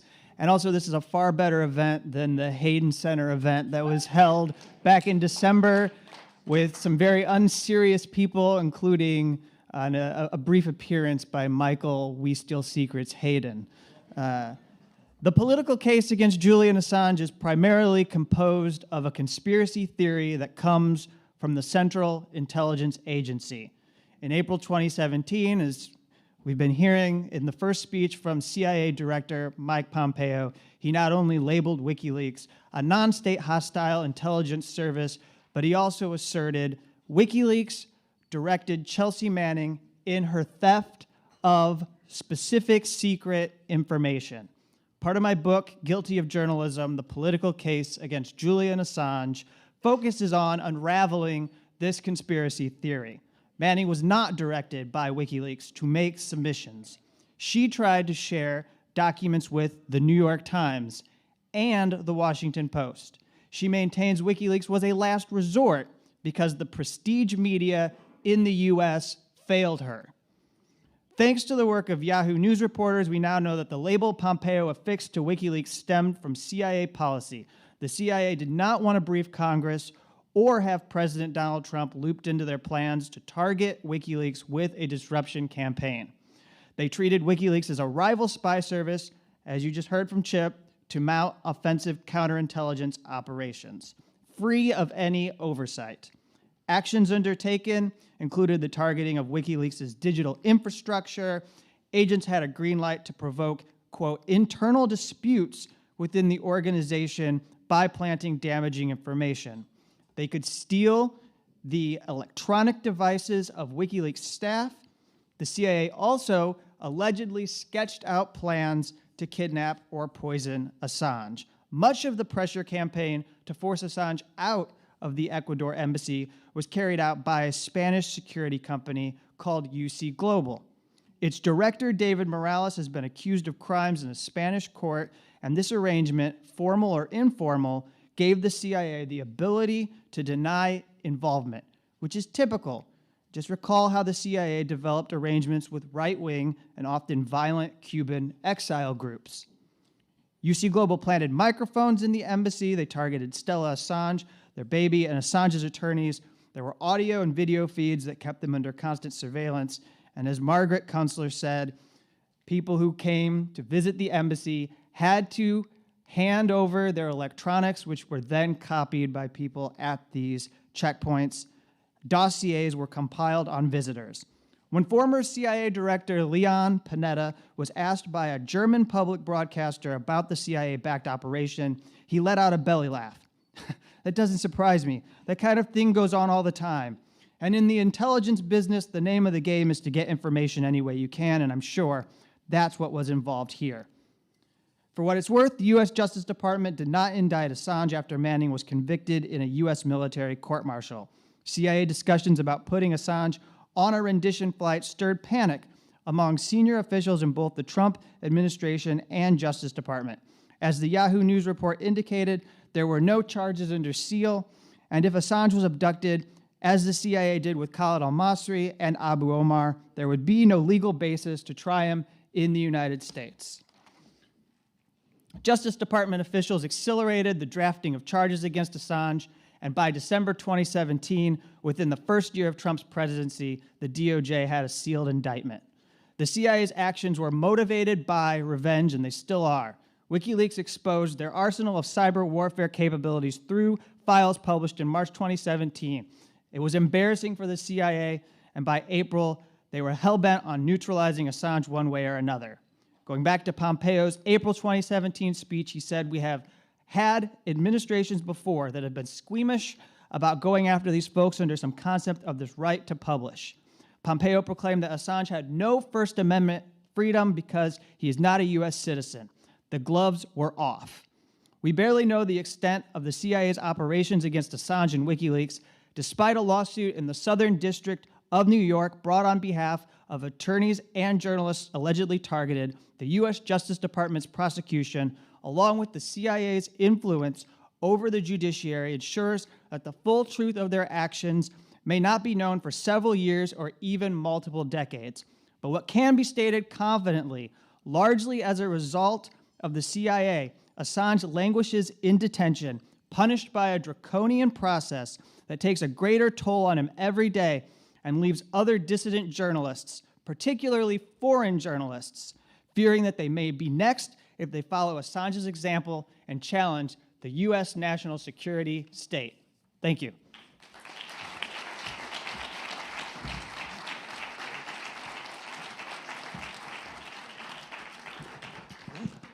I encourage you all to check out Kevin's brilliant new book, Guilty of Journalism. I don't know whether it's here yet, but there is another incredible book by Stefania Maurizi, which you can buy after the event, and she will be signing the books. So this is just an intermezzo.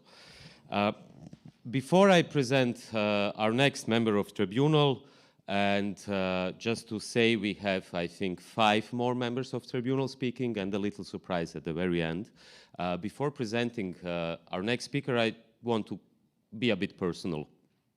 Namely, I became father recently. Thanks a lot. And at the same time, my own father, was in prison in Yugoslavia when I was born. So with these 2 experiences, I can only start imagining what the family of Julian Assange is going through. His wife, his children, his mother, his father, and his brother. So the next speaker, I met the next speaker and the next member of Tribunal, who is unfortunately not in person with us today, when I visited Julian Assange at prison in, I think it was November 2019. It was the first time I met John Shipton, Julian's father, and I must tell you that this man who went through hell, similar like his mother, was much more calm than me when he was visiting, when we were visiting the prison. He was the one who was calming me down. He was the one who was telling me how everything functions in that very dark place. So I'm very honored to be presenting John Shipton to you today. Please take a look at his testimony.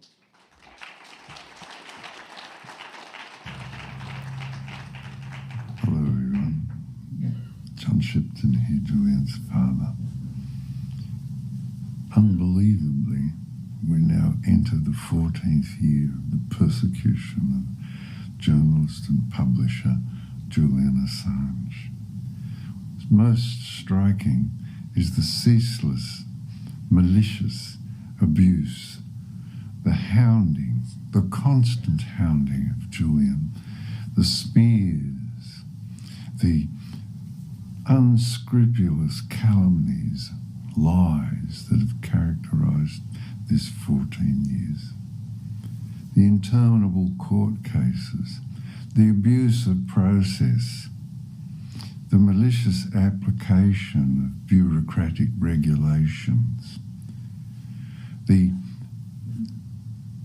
ceaseless application of the power of 3 states, Swedish, United Kingdom, and the United States, despite their constant adulation of themselves,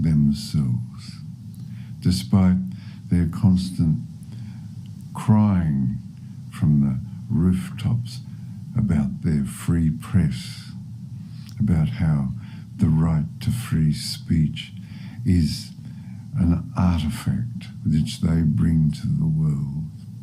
Despite all that, they continue the persecution of journalist and publisher Julian Assange.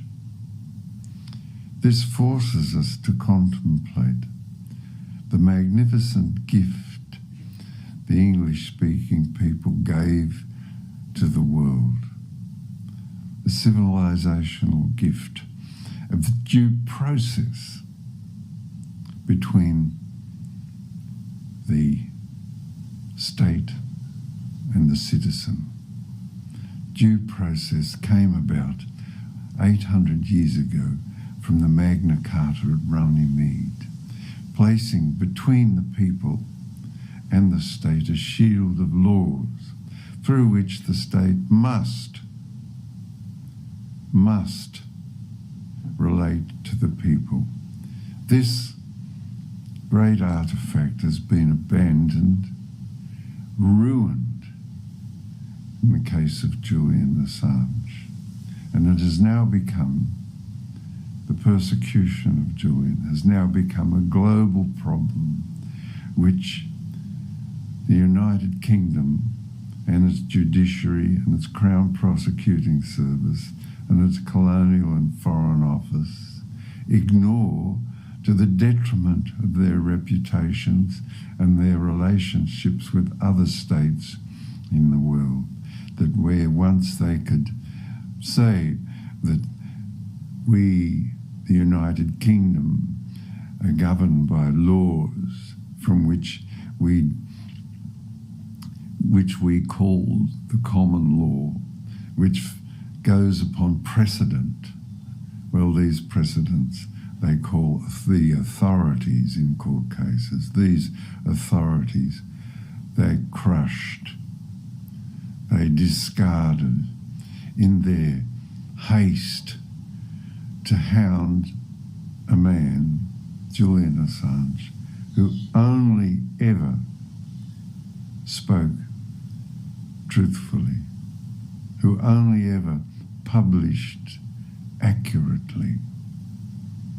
Some form of malicious resentment of a state, the United Kingdom, another state, the United States, that had committed war crimes upon war crimes,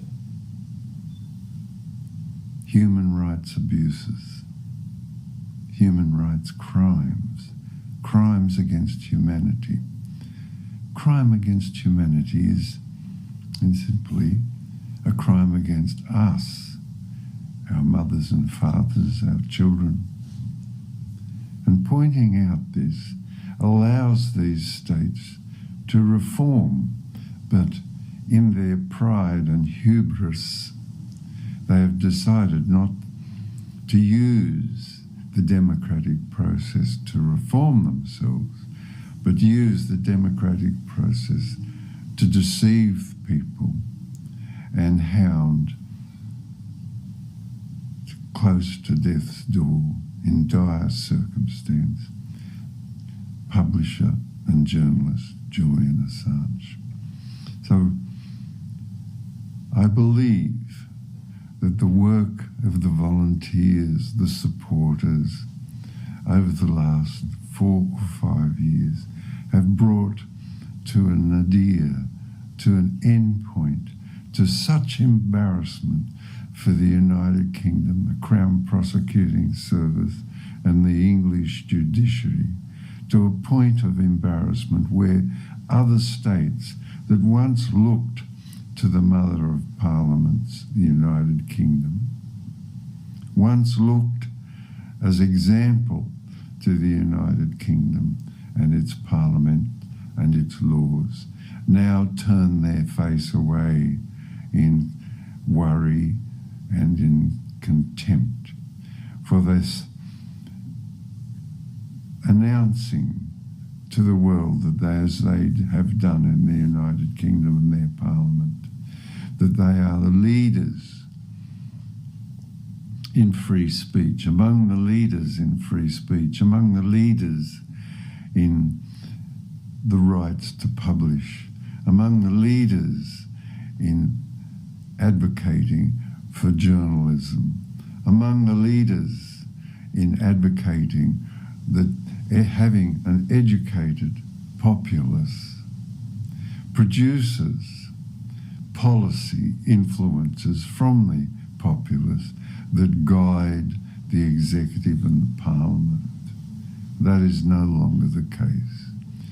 All of us turn away and look to other states or other circumstances wherein we agitate wholeheartedly, firmly, in solidarity for Julian Assange as an icon of a decay and as of the application of laws, an icon of persecution, and an icon of righteous statements, of accurate statements, and of steady hand, despite us being now in the 14th year of this prosecution, persecution, torment, interminable hounding, scurrilous lies, calumnies, mobbing. There is a book by Professor Nils Melzer which outlines in detail, in quite readable language, in English, French, German, all of the abrogation of human rights, abrogation of conventions of asylum, abrogation of due process, and the collapse of equitable administration of the law into a decayed circumstance of malice, of bureaucratic malice, judicial indifference, due process ignorance. We, Julian's supporters, Julian's family, are beginning to prevail, are beginning to see around the world, in every European parliament, support for Julian Assange. Every civil society of standing giving support, all unions giving support. In Australia, we have a government which is elected on a platform which we characterise as an Assange platform, an Assange election.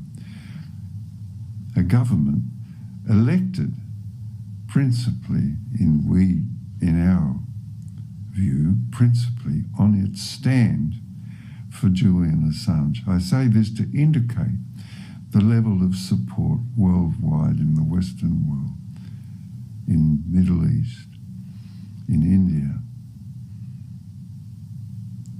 in Eurasia, for Julian Assange. Together we have done this, and together we will prevail in bringing about Julian's freedom. Thank you.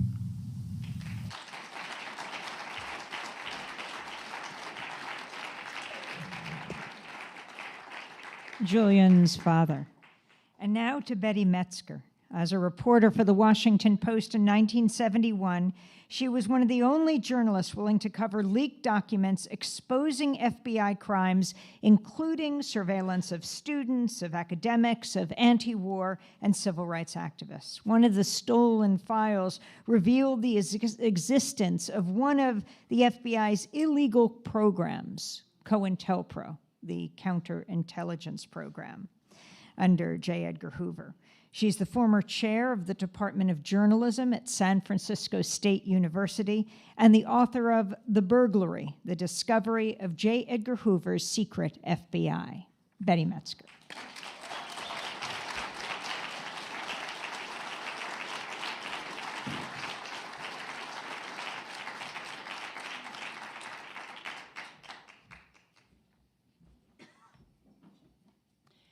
I'm honored and humbled to be part of this panel that seeks justice for Julian Assange, sorely needed.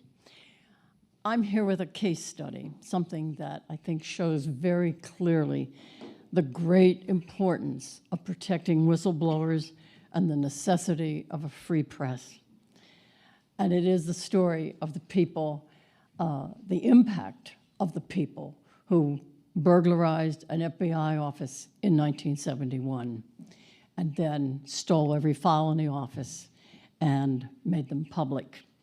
I've worked with them twice when I didn't know them, and they sent files to me back in 1971, and then when I worked on the book, when they revealed their identity, even though the FBI had, at that time, the largest search that they had ever had and didn't find the burglars.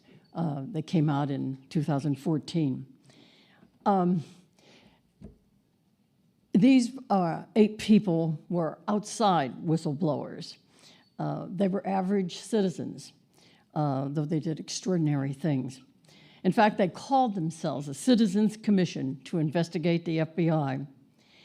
They had decided that because Congress and the executive branch had never carried out responsibility to oversee the FBI, they would exert oversight as citizens in order to get documentary evidence of whether the government was suppressing dissent. And they made the decision to do this after thinking very seriously about it.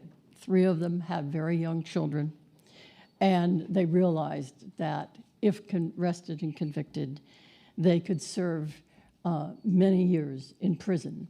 But they thought it was so important to uncover what this hidden, all-powerful agency was doing that they decided to break into an office. They used tools quite different from what the tools of today's whistleblowers.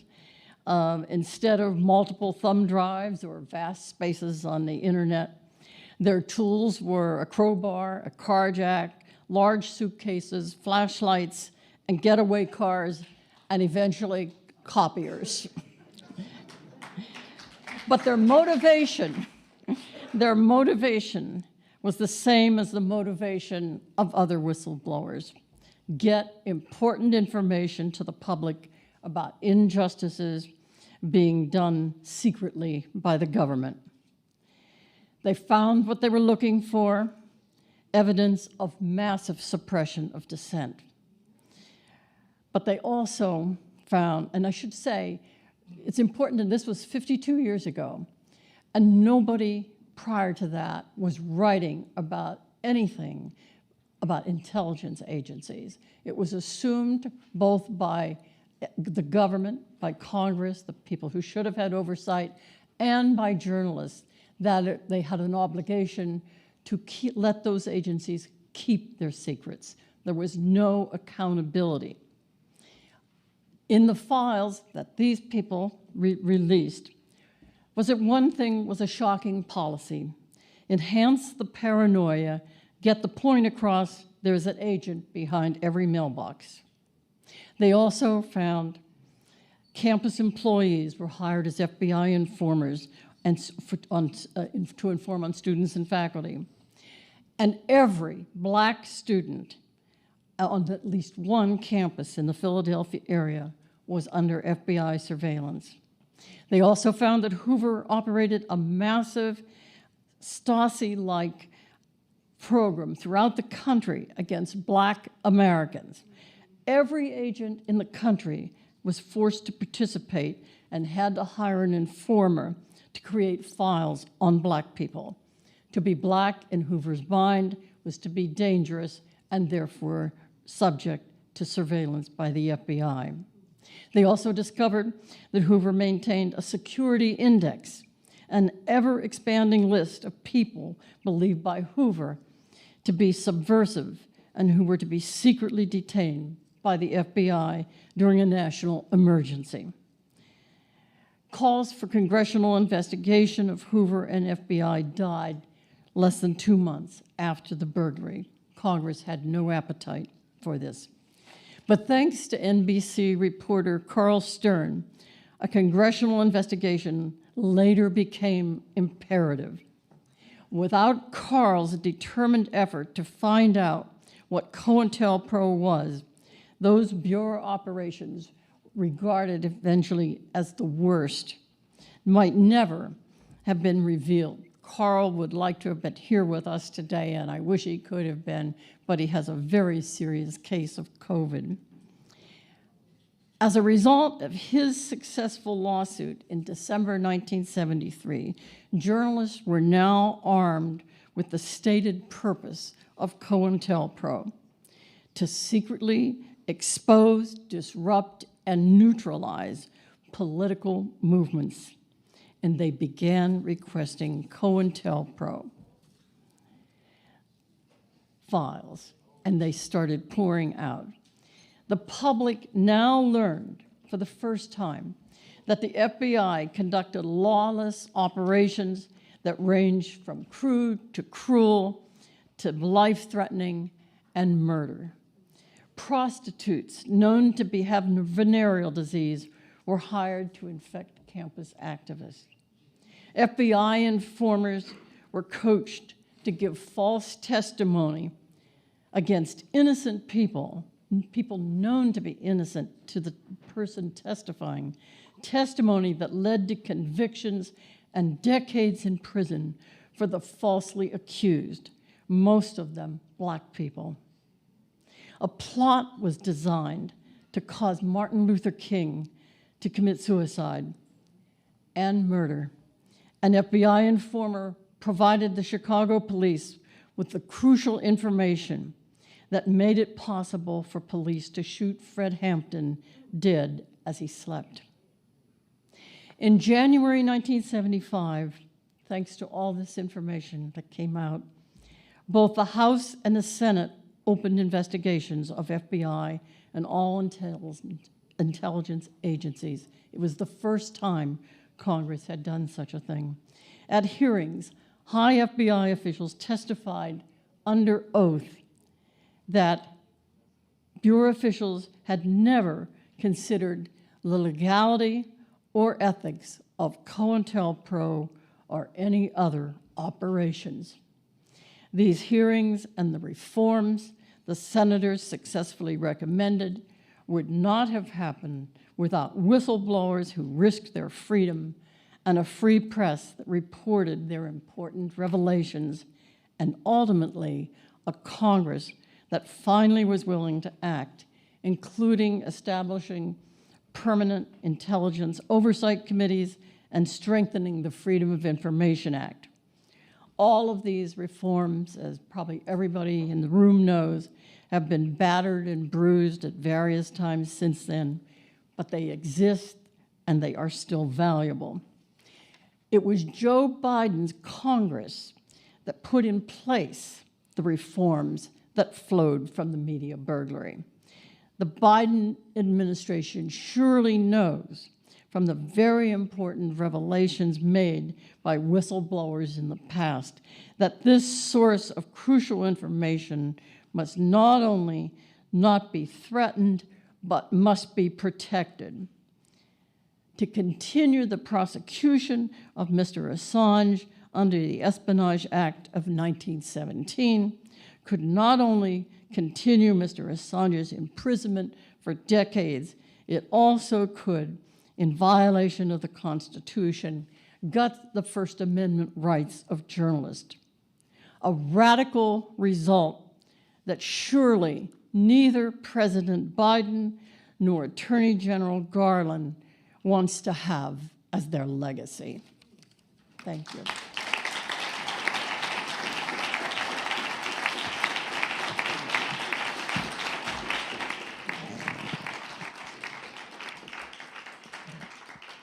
Thanks a lot to our member of Tribunal, Betty. I think it was a very important testimony because it shows that there is a continuous persecution and oppression of dissent in this country. And that those who are courageous enough to protest the measures of this government end up criminalized, end up in prison, end up in character assassination, and so on.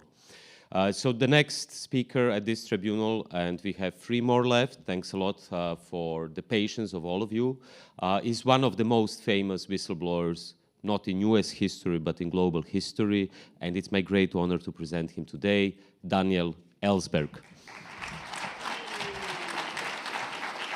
Hi, I'm Dan Ellsberg. One of the foundation stones of our former government here in the United States, a democracy and a republic, is our First Amendment to the Constitution, which forbids any law by Congress or the states abridging freedom of speech or of the press, along with freedom of religion and of assembly. That has precluded the passage of a British-type Official Secrets Act, which most countries have. Almost no other country has a law singling out the press as protected by our freedom by the First Amendment. And the British-type Official Secrets Act, which criminalizes any or all disclosure of information protected by the government, by the executive branch, even disclosure to the public or to the press or to Congress, the Parliament, is criminalized and subject to prison. We've never had such an act because of our First Amendment. In fact, one was almost inadvertently passed by Congress in the year 2000, but it was vetoed by President Clinton as a clear-cut violation of the First Amendment. And he cited in his opinion, accompanying that, some of the opinions in the Pentagon Papers case of half a century ago. That had resulted from my disclosure of information that I had authorized possession of as a contractor to the government at that time, 7,000 pages of top secret documents about the history of US decision-making in Vietnam, which disclosed a repeated sequence by 4 different presidents of lies and, in effect, violations of the Constitution, treaties, and in particular, misleading Congress as to the costs for war. I was facing 115 years in prison, but not for an Official Secrets Act, which we don't have. It was an experiment by President Nixon to use our Espionage Act, which had always been directed and intended for use against spies, giving information secretly to a foreign government, especially in time of war, had never been used, as it was by Nixon in my case, as a substitute for an Official Secrets Act for disclosure to the public, with no derogation of my intentions there, but simply that doing that was a violation. That was dismissed on grounds of government criminality against me.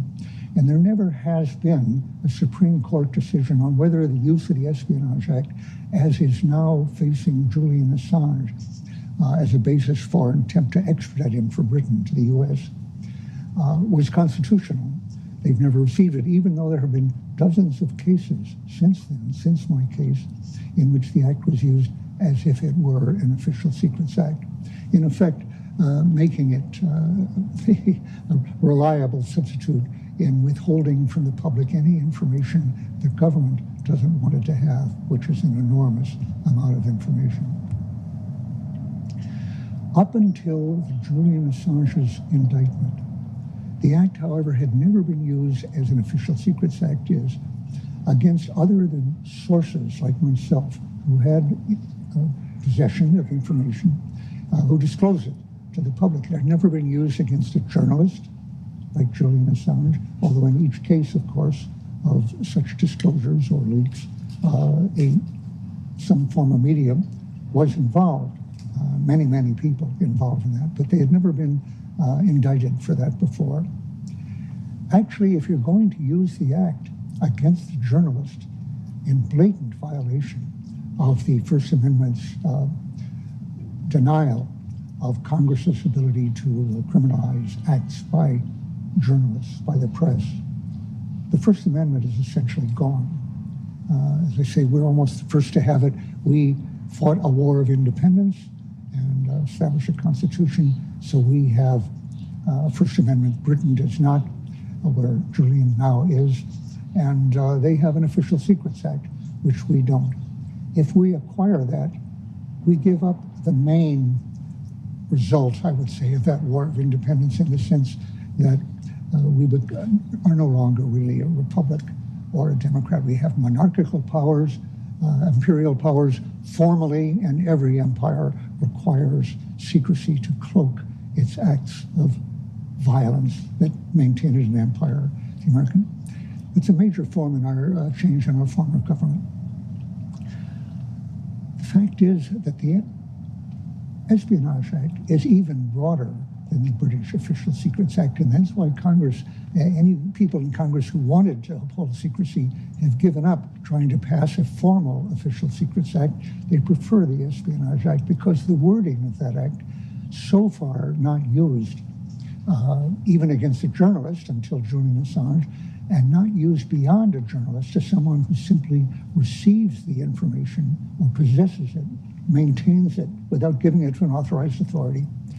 That is covered by the language of the Espionage Act. To challenge that, a year ago, I released a top secret document on the Taiwan Straits crisis of 1958, that long ago, in which the U.S. came close to using nuclear weapons to uphold the protection of Taiwan from mainland China, an issue which is now very much facing us this year. And I challenged that as someone who had held that and refused to give it to authorized authority for all these years in order to raise in court for the first time whether one can take the plain language of the Espionage Act as controlling, as overruling basically the First Amendment. To go further this year in connection with the attempt to extradite Julian Assange, I also revealed the fact that I had been as subject to indictment as Julian all this time since 2010, because I had possessed the information which he released to the newspapers before he did that. He conveyed it to me before he did that as a backup to what he was doing for the press. In the plain language of the Act, then, as someone who possessed that information and did not disclose it to an authorized person, retained it, I, like actually every reader of the Times, the New York Times, The Guardian, El País, Le Monde, who received and published that information, every reader all over the world comes under the plain language of that act. I'm in effect saying, with Julian, then, I am prepared to face a test of that act going up to the Supreme Court, if necessary, and restoring our status as a republic. I call on President Biden either to indict me along with Julian Assange and others, or to drop this unconstitutional attempt to extradite Julian, I wouldn't have to be extradited, or to prosecute either of us in these courts.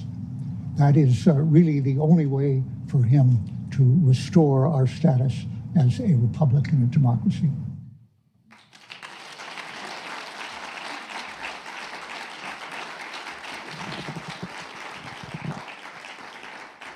Thank you, Dan Ellsberg. Before we turn to Noam Chomsky, attorney Suchitra Vijayan is formerly worked for the United Nations War Crimes Tribunals in Yugoslavia and Rwanda. She is founder now of the Polis Project, a New York-based research and journalism organization supporting civil resistance around the world.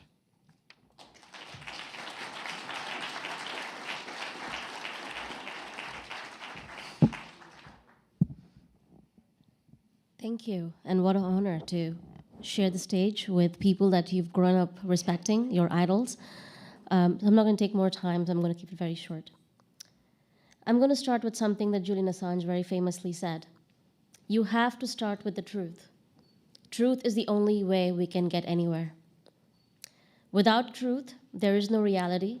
There is no way for us to challenge the power. And almost everybody who spoke here today spoke about this idea of truth. Because there are two things that are human to us. Truth, the capacity to understand what is before us, and our capacity to tell stories and pass it on.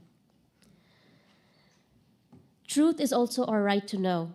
Without it, there is no way for us to fight for the values we hold dear: freedom, dignity, and the moral equality of all people.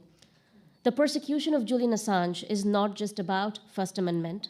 It's not just about the freedom of press. It goes to the heart of the crisis of citizenship, the rapid erosion of civil liberties in the hand of deeply authoritarian democracies in the West. We need to name the beast. We have to start calling Western liberal democracies what they are. They are deeply authoritarian, totalitarian, with deep lines of fascist ideologies that get implemented not today, but for over many, many years. Criminalizing dissent, persecuting dissidents, political trials, imprisoning journalists in high-security prisons and treating them as terrorists are not new. These are part of the long-established strategies of state terror. Throughout history, the US government has incarcerated its political opponents, Black activists, students, labor organizations, writers, intellectuals, anti-war activists, protesters, the list is long. Today, the US considers its most dangerous enemies those who challenge its abuse of power and expose its crimes both at home and abroad. Assange is a political prisoner. He's a dissident of the West. His crime, exposing brutal acts of violence, abuse of power, and about the crimes against innocent civilians. For this, every legality, deception, and malice has been deployed against him. Systematic violations of due process, judicial bias, manipulated and manufactured evidence, constant surveillance, defamation, lies, propaganda, denial of basic dignity, assassination attempts, and threats. Just let that sink in. And I'm happy to read it one more time if you want. I know what, I'll read it one more time. Systematic violations of due process, judicial bias, manufactured evidence, manipulated evidence, constant surveillance, defamation, lies, propaganda, denial of basic dignity, assassination attempts, and threats. But why is Assange a threat? I came of age in the age of after the aftermath of 9/11. In the past 20 years, we witnessed a proliferation of militarized borders, camps, and carceral citizenships. As a young lawyer, I worked providing legal aid for Iraqi refugees in Cairo. During this time, we served over 800 families. Hundreds of legal summaries that I wrote were not just about asylum petitions or resettlement requests. These were also biographies of a destruction of a nation and its people, imperial violence unleashed on them, torture, death, mutilation, rapes, disappearances. In 2010, WikiLeaks posted classified US military videos depicting the killing of dozens of unarmed Iraqis, including 2 Reuters journalists. The release confirmed what many of us had already known. The war in Afghanistan was no different. Orwell wrote, "The frightening thing about totalitarianism is not that it commits atrocities, but that it attacks the concept of objective truth. It claims to control the past as well as the future. I also happen to teach, and when I teach young people today, they do not know what happened after 9/11. They do not know what happened in Afghanistan, and they do not know what happened in Iraq, Syria, Lebanon. They don't know because we have forgotten to teach them. And that is why truth is important. That is why stories are important. Journalists are the most important people, not because they are great, because they create the footnotes of history. Lies start war, and silence enable impunity. Assange's persecution is a result of publishing truth about atrocities committed against innocent civilians in the name of freedom. Fundamental to upholding the moral equality of all people is our capacity to hold the state and the powerful accountable. Yet, unfortunately, the ability to systematically hold power accountable is being eroded every single moment. And it's being stripped away even as I speak. Today, I stand with my fellow members of the tribunal demanding the release of Julian Assange. As we fight for his release, we fight for journalists, activists, truth-tellers, and stand in unconditional solidarity with those fighting for freedom and dignity across the world. Thank you.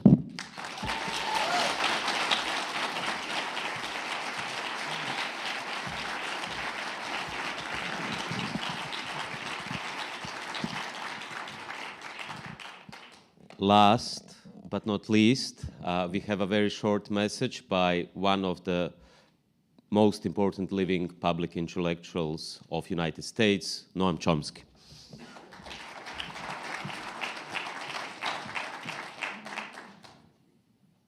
Our message for today is quite simple: free Julian Assange. Assange has been indicted under the Espionage Act. That's another shameful chapter in its sordid history from its origins. Should be stricken from the books. The act has no place in a free and democratic society. We should perhaps not be surprised that the act is now being used to punish the exercise of journalism, letting citizens know what is being done in their name. It's an unforgivable assault against the majesty of the state. The crime of the indictment under this disgraceful legislation is compounded by the years of imprisonment and torture that Julian Assange has already suffered. The targets of the indictment, however, reach far beyond their immediate victim. They reach, in fact, to all of us who hope to understand what is happening in the world, and to the journalism profession, whose task it is to perform this essential service in a democratic order. Those who seek to perform this honorable task are under harsh attack in these troubled days.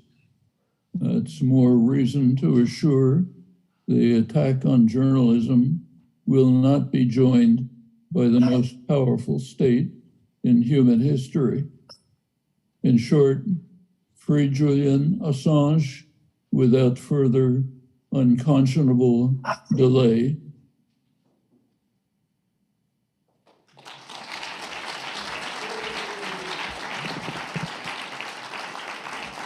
I have never heard Noam Chomsky be so concise. And as we begin to wrap up, I'll be even shorter. The ballroom here at the National Press Club is packed. Over 5,000 people are watching online. You can get the link of this whole event at democracynow.org. Spread it far and wide. Go to where the silence is and say something.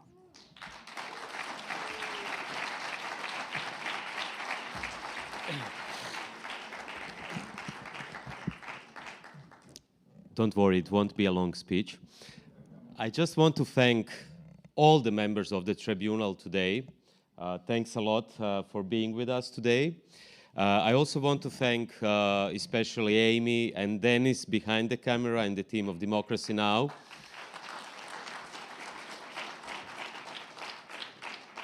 I also want to thank all our partners. The list is very long, so I won't name all of them, but I want to especially thank the Wow Holland Foundation. I also want to thank the National Press Club for hosting us, and I want to thank all our volunteers for making this possible. So, what are our next steps? Today we provided convincing testimonies and convincing evidence on the case of Julian Assange, and now it's up to the Biden administration to drop the charges. But it's also up to all of you here in the room and outside of the room to take this further and to make pressure as much as possible towards the Biden administration. We at the Progressive International, together with our partners, in March are coming to Sydney with another Belmarsh Tribunal, so watch out. And I want to close this tribunal with the words of someone who is silenced. I want to close this tribunal with the words of the man himself, Julian Assange, because I think it's a beautiful description of this tribunal, of everyone who is here with us today. Quote, "If we can live only once, then let it be a daring adventure that draws on all our powers. Let it be with similar types whose hearts and heads we may be proud of. These people here in the room. Let our grandchildren delight to find the start of our stories in their ears, but the endings all around in their wondering eyes." Julian Assange.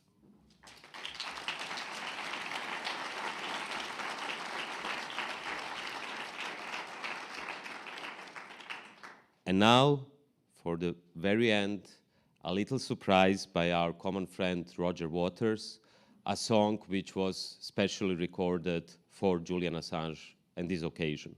Thanks a lot, everyone, for being with us today. Free Julian Assange, and Julian Assange will be free this year.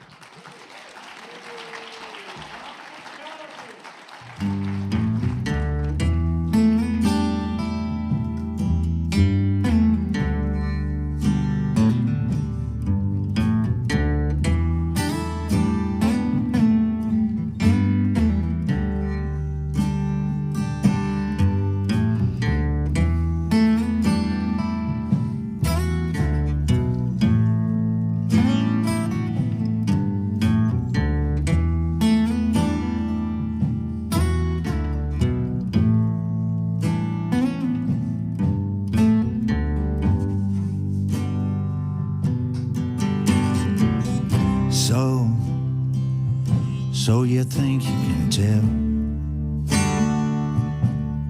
heaven from hell and blue skies from pain? Can you tell a green field from a cold steel ray? A smile from a veil? Do you think you can tell? Did they get you to trade your heroes for ghosts? Hot ashes for trees and hot air for a cool breeze, cold comfort for change. And did you exchange a walk-on part in the war for a lead role in a cage?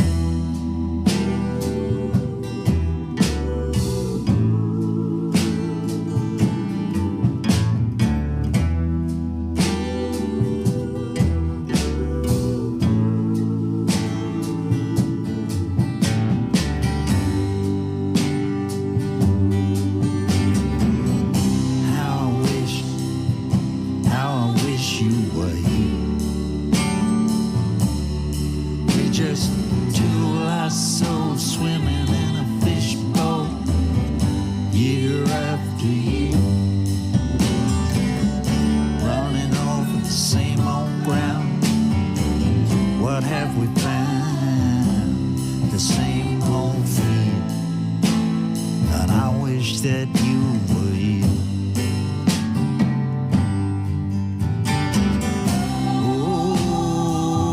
Oh, I wish you were here.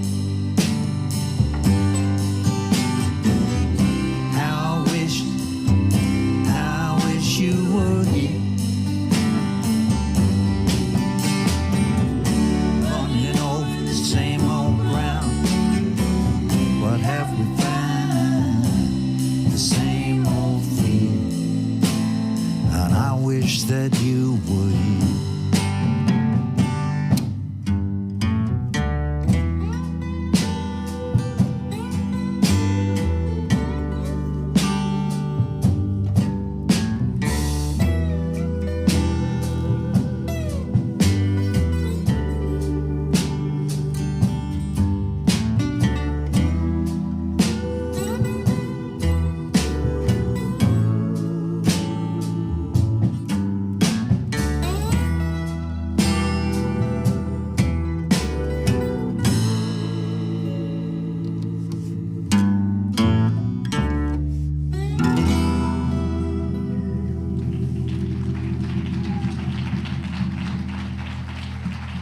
Wish you were here, brother.